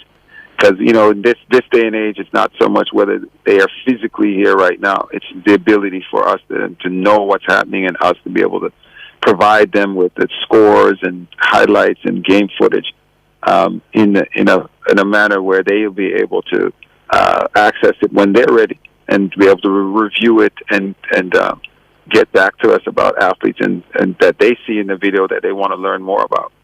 Right. You're not just the organizer of the tournament. You're also a coach. Tell me, what has been the response from the local players? Just to come into you or any of the other coaches and say, okay, coach, I see now what you have been telling us. Their eyes have been open to certain things. What has been the response from the players? I think it's incredible. I think sometimes we underestimate youths. Young people with their ability to see the bigger picture. They can see the bigger picture. Sometimes we're afraid to sit them down and show them what the bigger picture is, where we're going with this. And they are much more patient as well, too, than adults a lot of times. So when we sit down with them and say, hey, look, it may take us 2-3 years for us to build this. They'll look at this and they're, okay, no problem, coach. We'll work. That doesn't always work that same way with adults. And sometimes with us as adults, we want immediate results. But these kids understand that it's going to take some time. And so we continue to show them what the vision is and the bigger picture is. Even today after, our competition today, we pulled all the local teams into the room and volunteers, everyone, referees, everyone. And we had a big talk about just assessing how the first couple of days have went. And planning for a big, final day. And that's including the teams that didn't make it. Everyone's going to show up tomorrow. Everybody's going to be ready to learn and support and lend a hand. I think it's so amazing. I think everyone would be so proud of these young people if they had a chance to just to come and see and listen and hear what's going on. Tell me, it would have been an expensive venture to host such a tournament. Let me give you the opportunity to thank some of your supporters and just encourage others to come on board. Yeah, for sure. First of all, Montego Bay Community College, for them we tried for 2 years to find a place and for them to embrace us and allow us to bring that floor in there and bring young people in, their principal, Dr. Henry, and their sports coordinator, Mr. Ramsey. I mean, they've been phenomenal in terms of just, again, understanding how important it is to the community for us to be able to access that gym. The Tourism Enhancement Fund is Dr. Kerry Wallace. For a number of years now, we've been talking to him about, the potential of this type of youth sports tourism and what it can do. And he really understands the vision, and they came in and they helped out financially. And obviously Terry Easton, the NBA player, for him to not even be born in Jamaica, his family's not even Jamaican. His mother, I think she dated a Jamaican, or his grandmother dated a Jamaican, and they frequently came to Jamaica and they fell in love with Jamaica. And their level of commitment to me is amazing when you consider how many professional players out there of Jamaican descent. And he's not, and he's here, and they contributed financially. They brought, shirts and socks, and and they're going to be here in person to mentor and encourage the youth. And the young Bob Marley's grandson, his name is Kingston Marley. That young man, he also plays with. He's 16 years old, and he started his charity at 9 years old. That's Kamani Marley's son. Right. And so their charity is called Children for Change. Is based out of Miami. Again, another incredible story because this young man loves Jamaica so much. He's been, he's been personally with his mother, been raising money for books and back to school, and now they've embraced basketball, and they're helping us fund our trips and things that we have planned. So that's just some of the key partners. We're hoping now that more will come on board and see the potential of not just what it can do for basketball, but what structured youth sports can do for the community, giving these kids something to look forward to, give them hope, give them structure, the discipline that can come from that. So anyone that wants to contribute to youth in that way, we welcome you. Come out and watch, come out and sponsor, come out and just encourage the youth and cheer us on. We appreciate it. Thank you. We're at Montego Bay Community College tomorrow. 9 a.m. is the semifinal. The championship game should start at 2 p.m. It's $1,000 for local adults, $500 for local students, and $10 U.S. for international adults, and $5 U.S. for international students. So hope to see you there tomorrow. Right, and tell me what's the fanfare been like? How's the support from the fans been? I mean, it's been limited. I mean, we've had more of the international families there. We had at least 2 young men that on the international. Wayne. Okay, we seem to have lost Wayne there. We're gonna try and reconnect with him and see how best we can get to hear what's the support from the local fans has been like. Yes, Wayne, you're there? Yes, sorry. Not a problem. You were telling us about a young man on the international team that's when we lost you. Oh yeah, I said we had two young men on the international team who brought in with them from overseas. 12 family members, 10 to 12 family members each. Okay. Besides, obviously the Canadian teams, and brought a lot. But just from our international team alone, two young men have a dozen family that came in with them. So the fanfare from locally hasn't been what we'd like it to be, obviously, but the international market is definitely there. They're willing to travel at this point, and they've set aside time to travel, which is an important start. And I think the local fans will begin to, as with this type of support from yourselves and other media, the word will get out there, and we believe it'll get better. Right, and tell me, from the tournament would have started on Friday. From what you have seen so far, any of the local players would have surprised you, would have performed better than your expectation? I wouldn't say better. I would say that like the young man from Montego Bay that named Diari Patterson, for example. We were extremely proud of him. And this is a young man, local, homegrown, trained, developed here under with Coach Black here at Herbert Morrison, as well as in our academy. He's phenomenal. He's had an incredible weekend. From the Kingston side, there's a young man named LeBron Lewinson. So interesting, amazing young man. Probably the best best guard that we have on the island. He doesn't look like he came from here. He looks like he grew in the same market as the other point guards in North America. Just an incredible player. So we have some guys like that who are performing extremely well, and that's what we were hoping for, because they are a representation of local player development. Everyone that's contributed to those 2 young men, and that's what we want to be able to show. We want to show that that basketball players at their level can be developed here. And so we have a few others like that, but certainly those 2, for example, really jump out at me in terms of how they've been performing this weekend.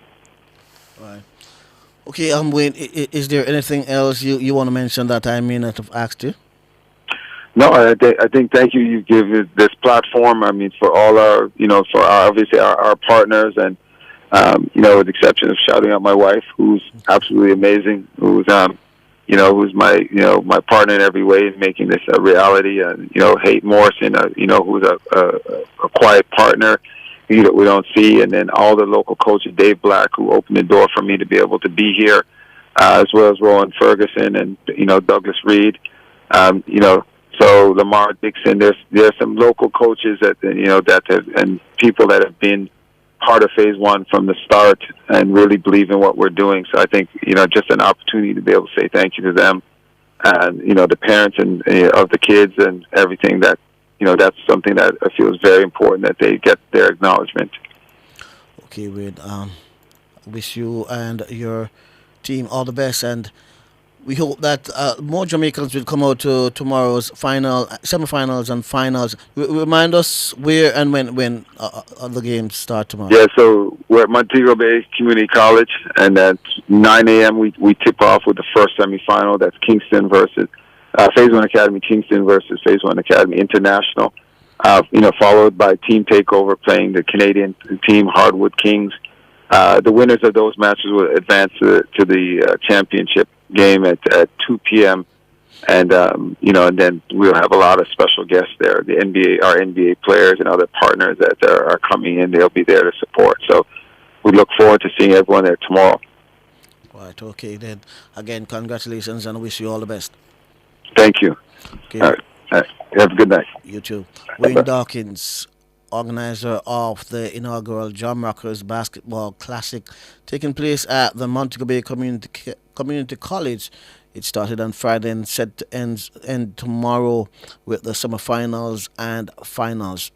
With that, we take a quick break and we come back with more here on Sports Nation Live.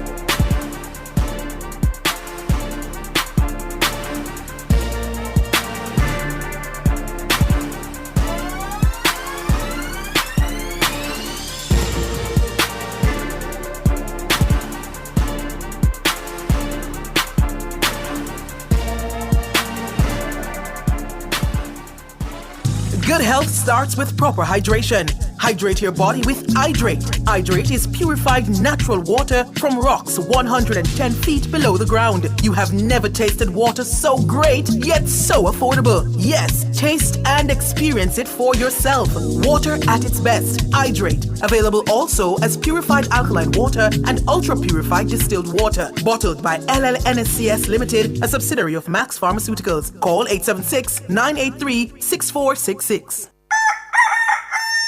How certain are you that you're taking proper care of your pets? How often do you take them to the vet? Just as we need annual checkups with our doctors, most pets need regular checkups too. Owning and caring for a family pet doesn't have to be a difficult or burdensome experience. Nationwide 90 FM has an exciting feature called Pets World that will help you take better care of your pets. Join Nationwide 90 FM every Wednesday at 6:50 a.m. during the program This Morning as we take you into the do's and don'ts of caring for your pets. That's Pets World every Wednesday at 6:50 a.m. during the program This Morning on Nationwide 90 FM, a revolution in media.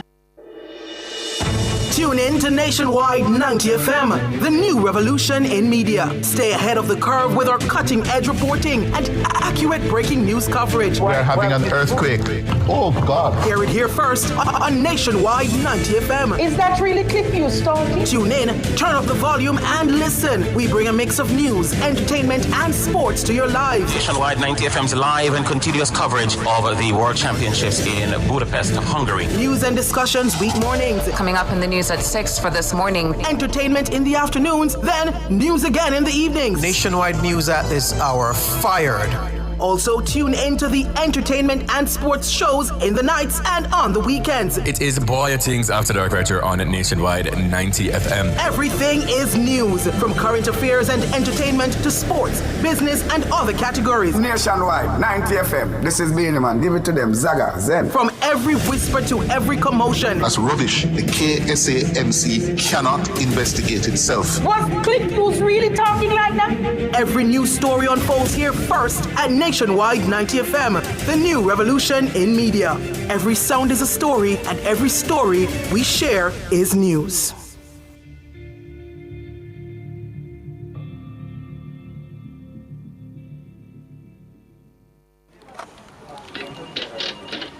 But is this real? Hey, Greg, come look at this. Oh my, it's happening. Mr. Daniels, the numbers keep getting bigger and bigger.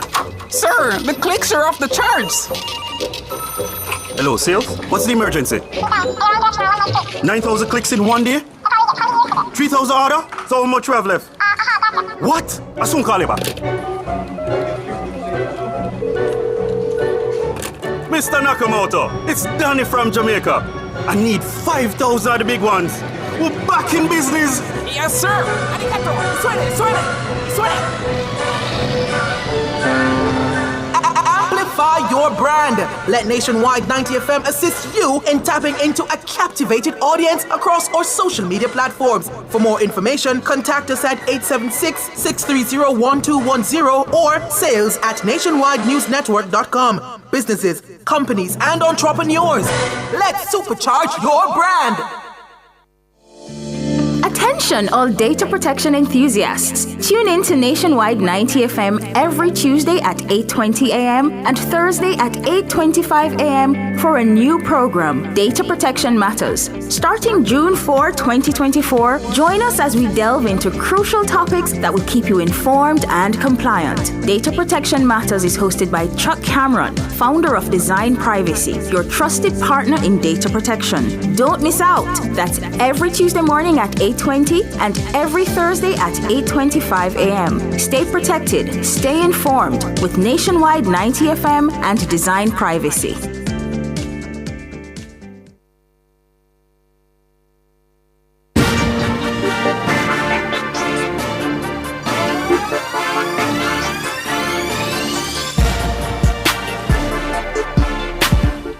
Okay, good evening. Welcome back to Sports Nation Live. I'm Alex. We'll be working with Kevin Williams on the other side of the glass. We'll be talking some football now, the EPL, as the 2024-25 English Premier League season continued today with 6 matches.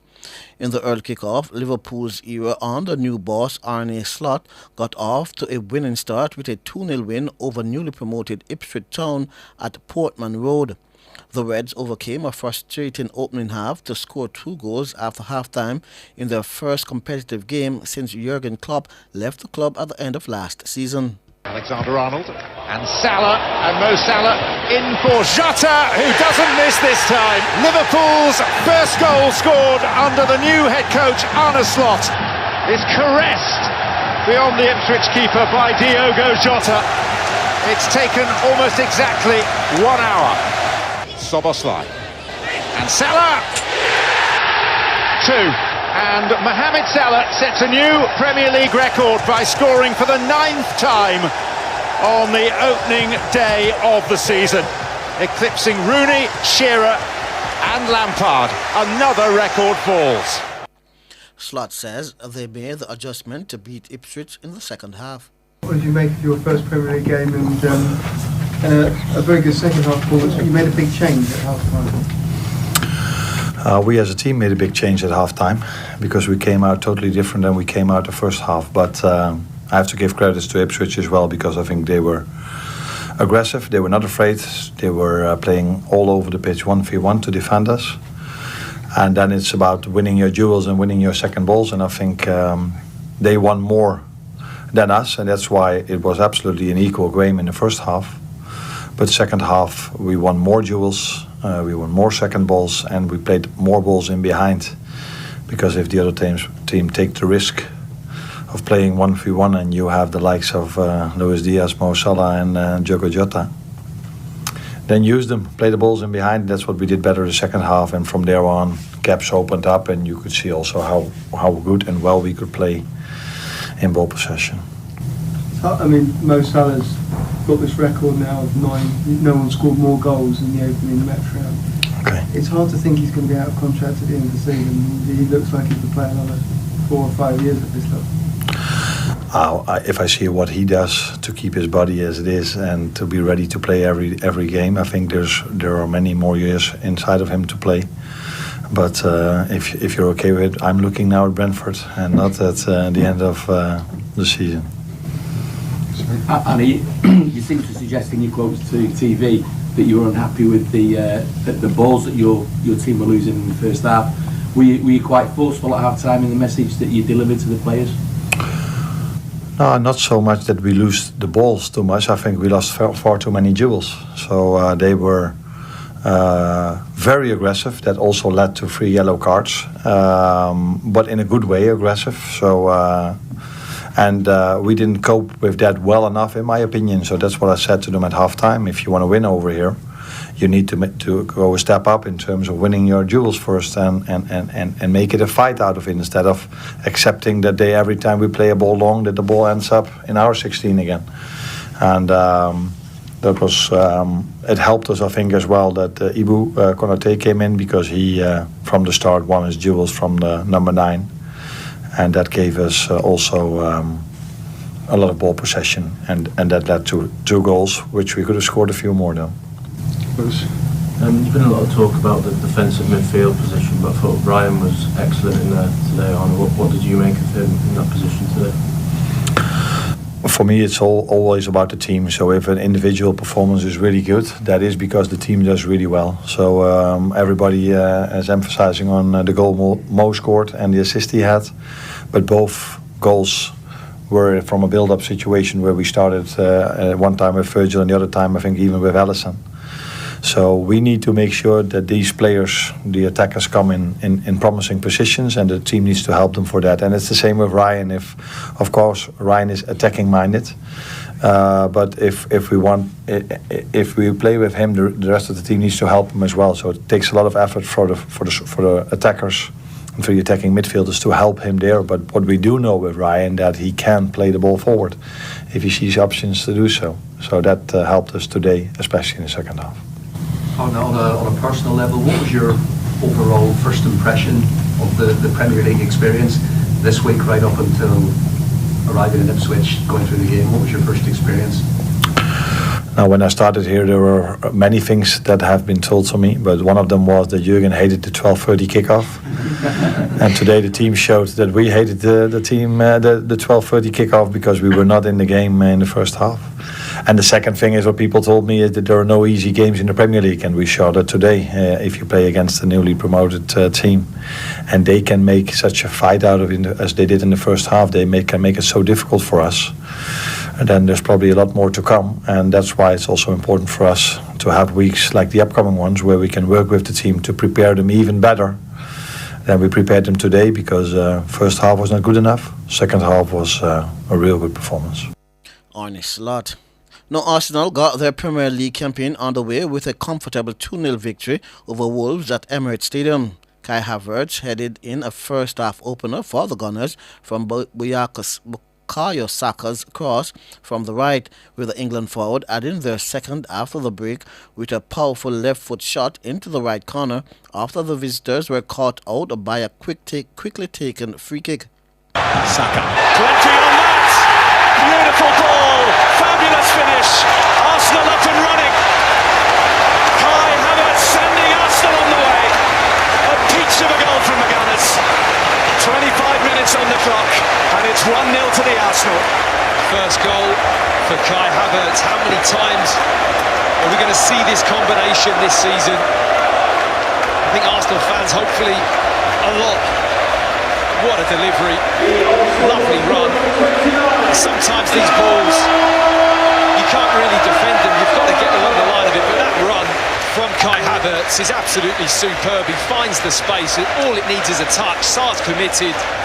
Any kind of touch on the ball at that point, and it's in the back of the net. But the delivery from Saka, absolutely first class. Free kick taken quickly.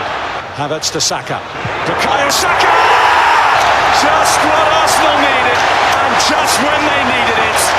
He has a fabulous habit, Bukayo Saka, of stepping up when needed. And he's done just that. Arsenal 2, Wolves 0. Saka, when he comes inside on his left foot, they do take the free kick really intelligently, quickly, and Wolves are stretched. And the moment Aït-Nouri doesn't have that midfield player back up close enough, it's João Gomez this time. He's isolated 1v1, and look at the little window that he has there to get his shot off. And what I love about this, Bill, is he just decides to go near post. Now, Arsenal manager Mikel Arteta is all smiles after a convincing victory over Wolves to kick off the new Premier League season in style. Mikel, a good victory to start the season. It looked like the team picked up from where they finished the last one. Is that how you saw it? Yeah, well, especially the beginning of the match and the first half, where I think that we were really good, really aggressive, really intense, a lot of purpose to attack, very fast, a lot of threat in the box. We generate a lot. Probably we should have scored 2 or 3, and the game would have been different. In the second half, moments we became a bit sloppy and no control, especially some giveaways inside that against this team is particularly difficult. And then the game was a bit more open. And then Bukayo had an unbelievable action again to score the 2-0, and it was a different game. Sam from Sky. Mikel, this team was so good last season. Have you seen enough to convince you that this team can do that one extra step this season, like from what you've seen pre-season in this game? What I see is the willingness. Whether we're going to do it or not, we're going to have to show it every day, how we play and the results that we are able to take away. We started well. It's the first game. It's always uncertainty how we're going to respond to that against a really difficult opponent. Score 2, clean sheet, win. Job done. Kai from London. Was there a proper centre forwards goal from Kai? Yeah. There's all that talk about Arsenal need to bring it forward, but when you've got the players doing stuff like that, it was great. The action, the whole action, it's great. The position, the delivery, the position we have in the box, the way he attacks the ball, it's superb. Great goal. And also, was Declan okay at the end? He was coming up for such. Yeah, he was cramping a bit. Obviously, he hasn't had the longest pre-season ever, but he's really trying, and he put an unbelievable performance again today, and at the end he was a bit struggling. James, CBS. Mikel, you spoke yesterday about the levels that you need to go up. How close on the back of this game do you feel you kind of are to the level you could reach? Hopefully very far. It's the first game, so hopefully we can become a better team and evolve each single week, and that's the aim that we have. Jordan Son. Hi Mikel. We often talk about winning a title needing ugly wins that aren't perfect. Is that nice to see that even at the very start of the season the team can dig in, and even when things aren't going well? Yeah, winning in any context. You're going to have better days, worse days. The opposition is going to allow you to, or guide you to play in a different kind of way. And today we won, I think, in a convincing way, but probably in a different way because it's what the game requires. And just on Saka, for both goals, he's cutting onto his left foot. You're often surprised that teams still let him do that, seeing just how good he can be. About good players, with Messi, I know that he's going to come here and put the ball there, but he does it all the time. That's the quality of the players. James, just one on sort of deck for Kaio and David Raya as well. I mean, 3 guys who played in the Euros final a month ago, and yet they come back here. Not only are they playing, but they produced that level of performance. I mean, how impressed with those 3, as you said, not having a proper pre-season, to come and do that? But I'm not surprised. But that's their mentality. Straight after the last game, they said, I'm going to be ready for the first game. I spoke to them in the summer to try to arrange the best plan. They wanted to be early. They wanted to be back. They were already getting prepared, but they were on holidays. This is the mentality that we know, that we need. If players are doing that compromise, it will grow around the team and they will step up the level, and that's what we need. When you talk to them, did you sort of initially think I might have to leave them out for the first game because they might need time? Well, first of all, you have to really understand where they are, what they need. Give them some space, let them breathe. They went through a lot, and those kids have played a lot of football in the last 2 years. But when you see that willingness, that energy to say, I'm really, really happy to be back, when they come back on that, and you see that is genuine, it's a good sign. Thanks, Mikel. This time last year, Kai was in a very different place, obviously finding his feet in the team and had a slower start to the season. Who is that, sorry? Kai Havertz. Kai. Just how different do you see him now compared to a year ago, and how much more comfortable is he in these surroundings? Yeah, every player needs some time to adapt and get to know, everybody, the club, the relationship, the system. But obviously, I think he's gained the confidence and respect of everybody, the way he handles certain situations and look at the way he's performing. Mikel Arteta. Now Brighton's young manager Fabian Hürzeler started his Premier League career with an impressive 3-0 win that meant Everton began their final season at Goodison Park in miserable fashion. Minte goes around, Mikolenko gets in the cross and gives Brighton the lead against the run of play. Matoma is back. purposeful and precise from Brighton. Oh, gives it away. Bifa. Now they've got the spare man. Welbeck sees the goal, goes for goal, scores the goal, punishes Everton. He accepted the open invitation. Adingra comes in from the wing. Adingra takes it and adds to the pain of Everton with another superb team goal with a cutting finish from Simon Adingra. Hertzler says his players performed well in every era of the game. Well, how was that first day in the office? It was a tough game. It was a lot of intense, especially the first minutes. Exactly that what we expected to be here at the Goodison Park, but we survived together. We were really compact. We defend, in my opinion, quite good, especially also in the box, especially the crosses. There were a lot of crosses from Everton. And then we had also good moments in possession, not that much in the first minutes, but after quite time in the game, we controlled the game. We had some very good actions with the ball, and in the end, I think it's a deserved win for us, and I'm really happy for the club. Because the scoreline might not show it, but Everton came back flying. They got straight in your faces from the start. So you had to be patient and stick to your game plan.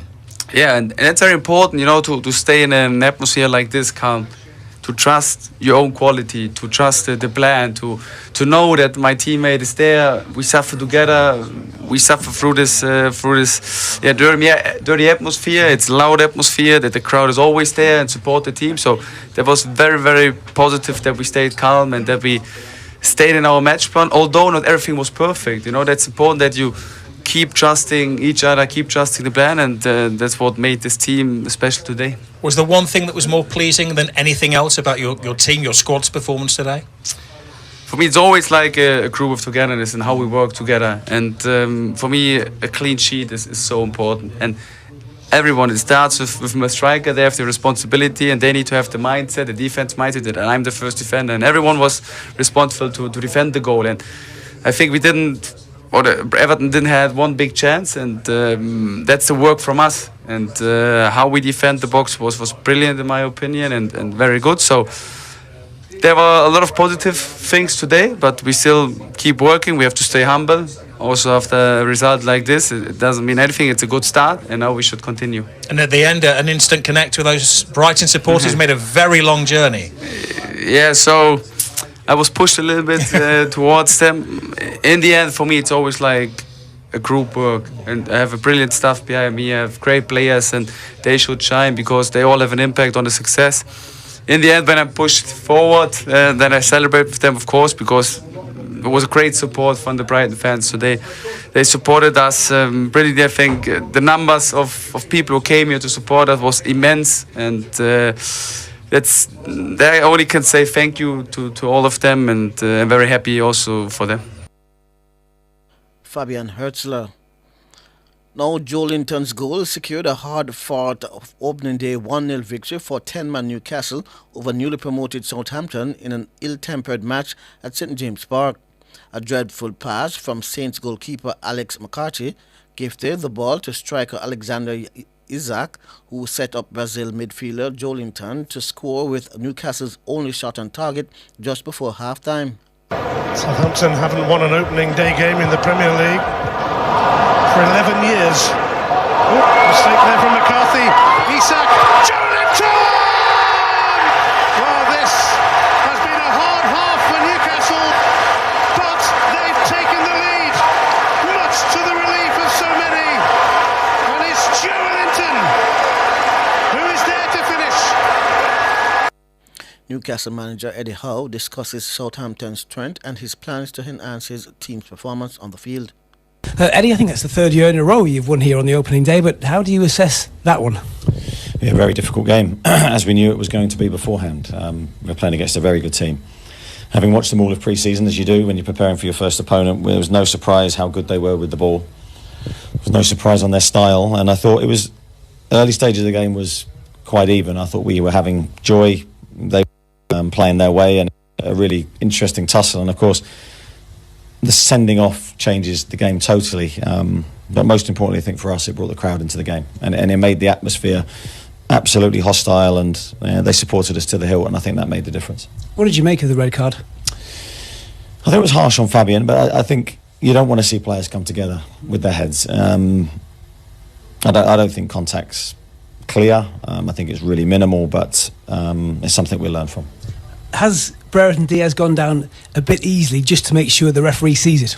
Of course, I think he has, and you could call it gamesmanship, you could call it whatever you want to call it, but I think just we don't want to put ourselves in that position where we're leaving ourselves vulnerable to those situations.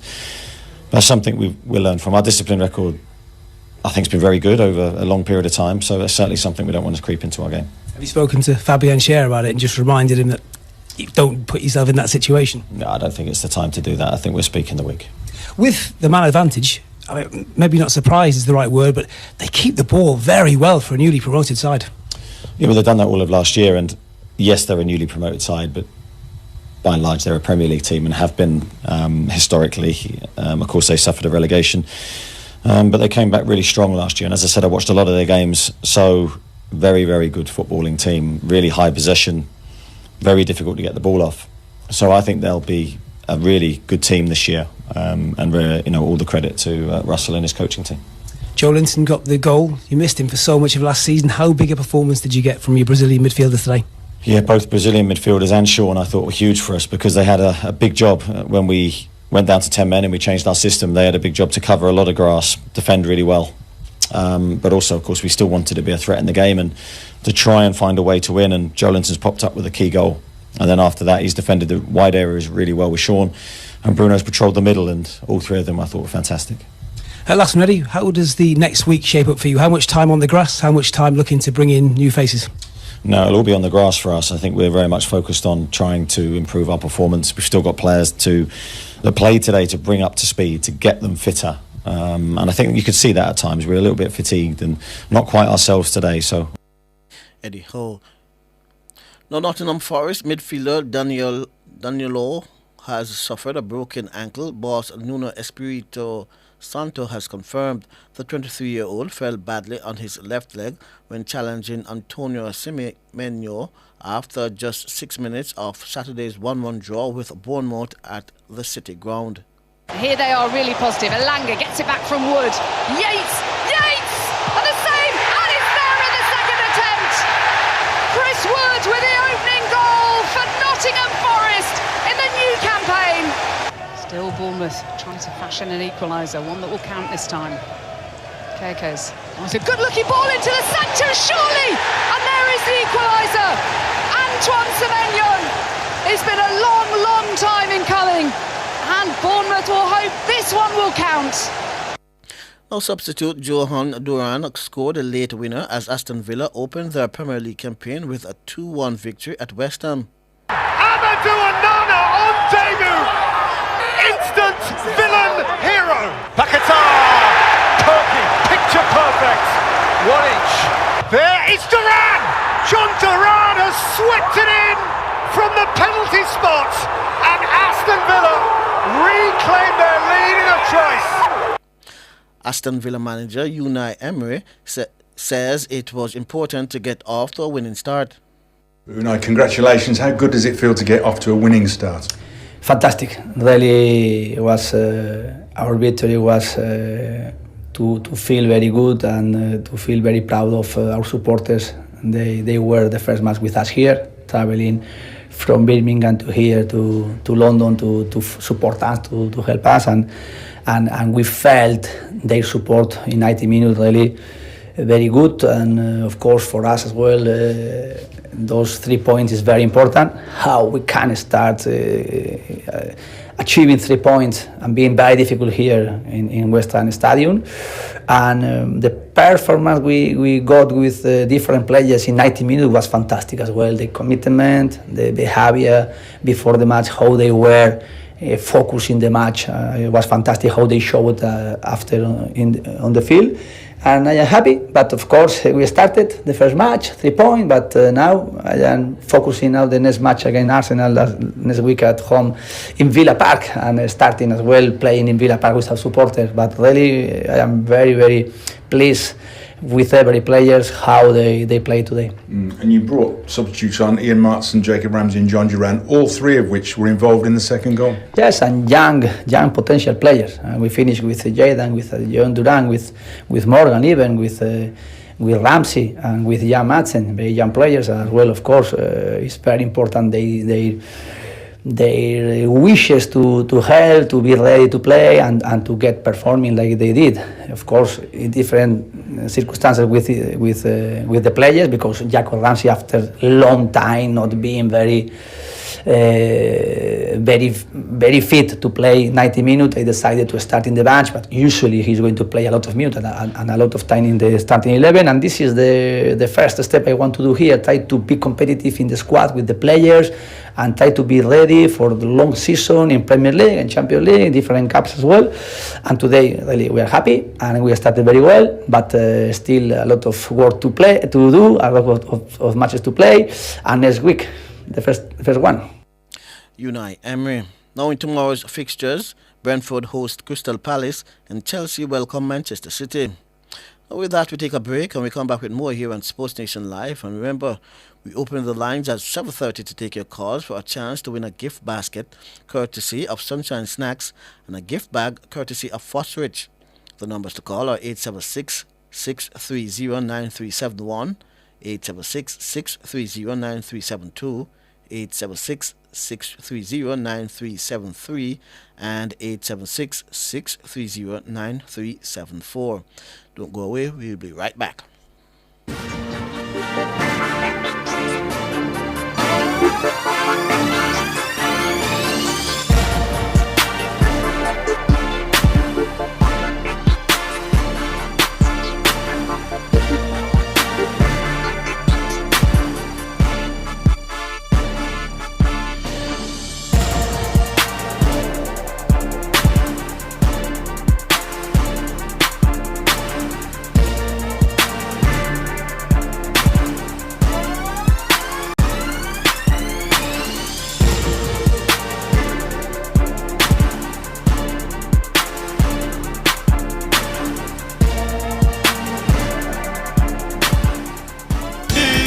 Outperform, outlast, with top performance, Jackama, reliable, full stop, not comma. We have the expertise for drilling and demolition. We have the power tools for plumbers and electrician. Fancy select tools, 3 parts and 3 repairs. 3 parts, 3 repairs. 2 to 3 years. Hilton, available at Delta Supply, 106 Hagley Park Road. Call us at 876-302-6111-4. Delta Supply, we service what we sell. You can have it all. Company events, birthday parties, or the wedding of your dreams. It's all possible at Grand Palladium Hotels and Resorts. We have magnificent event rooms and a dedicated team that will make your event the best experience that only Grand Palladium Hotels and Resorts can offer. Contact us at 876-619-0000 or call your favorite travel agency and ask about our promotion designed especially for you.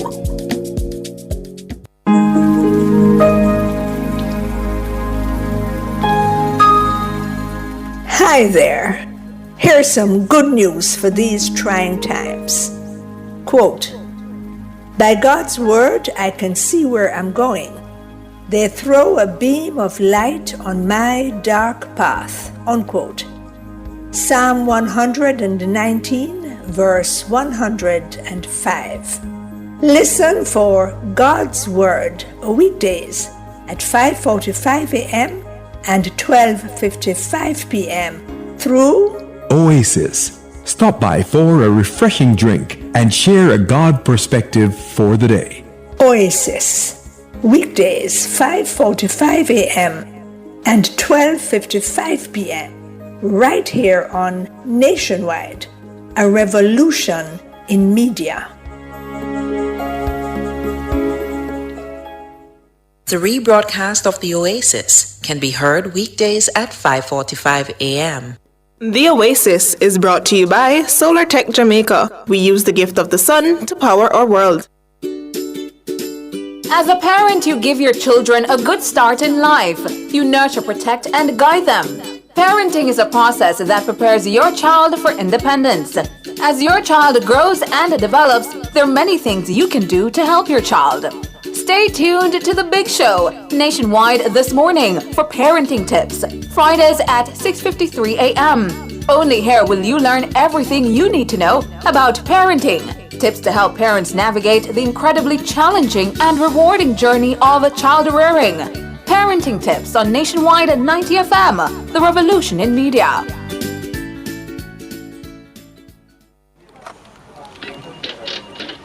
But is this real? Hey Greg, come look at this. Oh my, it's happening. Mr. Daniels, the numbers keep getting bigger and bigger. Sir, the clicks are off the charts. Hello, sales? What's the emergency? 9,000 clicks in one day? 3,000 order? So how much we have left? What? I soon call you back. Mr. Nakamoto, it's Danny from Jamaica. I need 5,000 of the big ones. We're back in business. Yes, sir. Arigato. Suene. Amplify your brand. Let Nationwide 90 FM assist you in tapping into a captivated audience across our social media platforms. For more information, contact us at 876-630-1210 or sales@nationwidenewsnetwork.com. Businesses, companies, and entrepreneurs, let's supercharge your brand.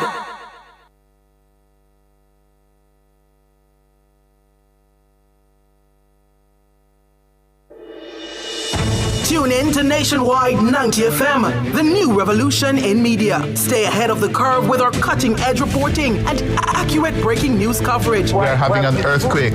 Oh, God. Hear it here first on Nationwide 90 FM. Is that really clip news, Stalky? Tune in, turn up the volume, and listen. We bring a mix of news, entertainment, and sports to your lives. Nationwide 90 FM's live and continuous coverage of the World Championships in Budapest, Hungary. News and discussions week morning.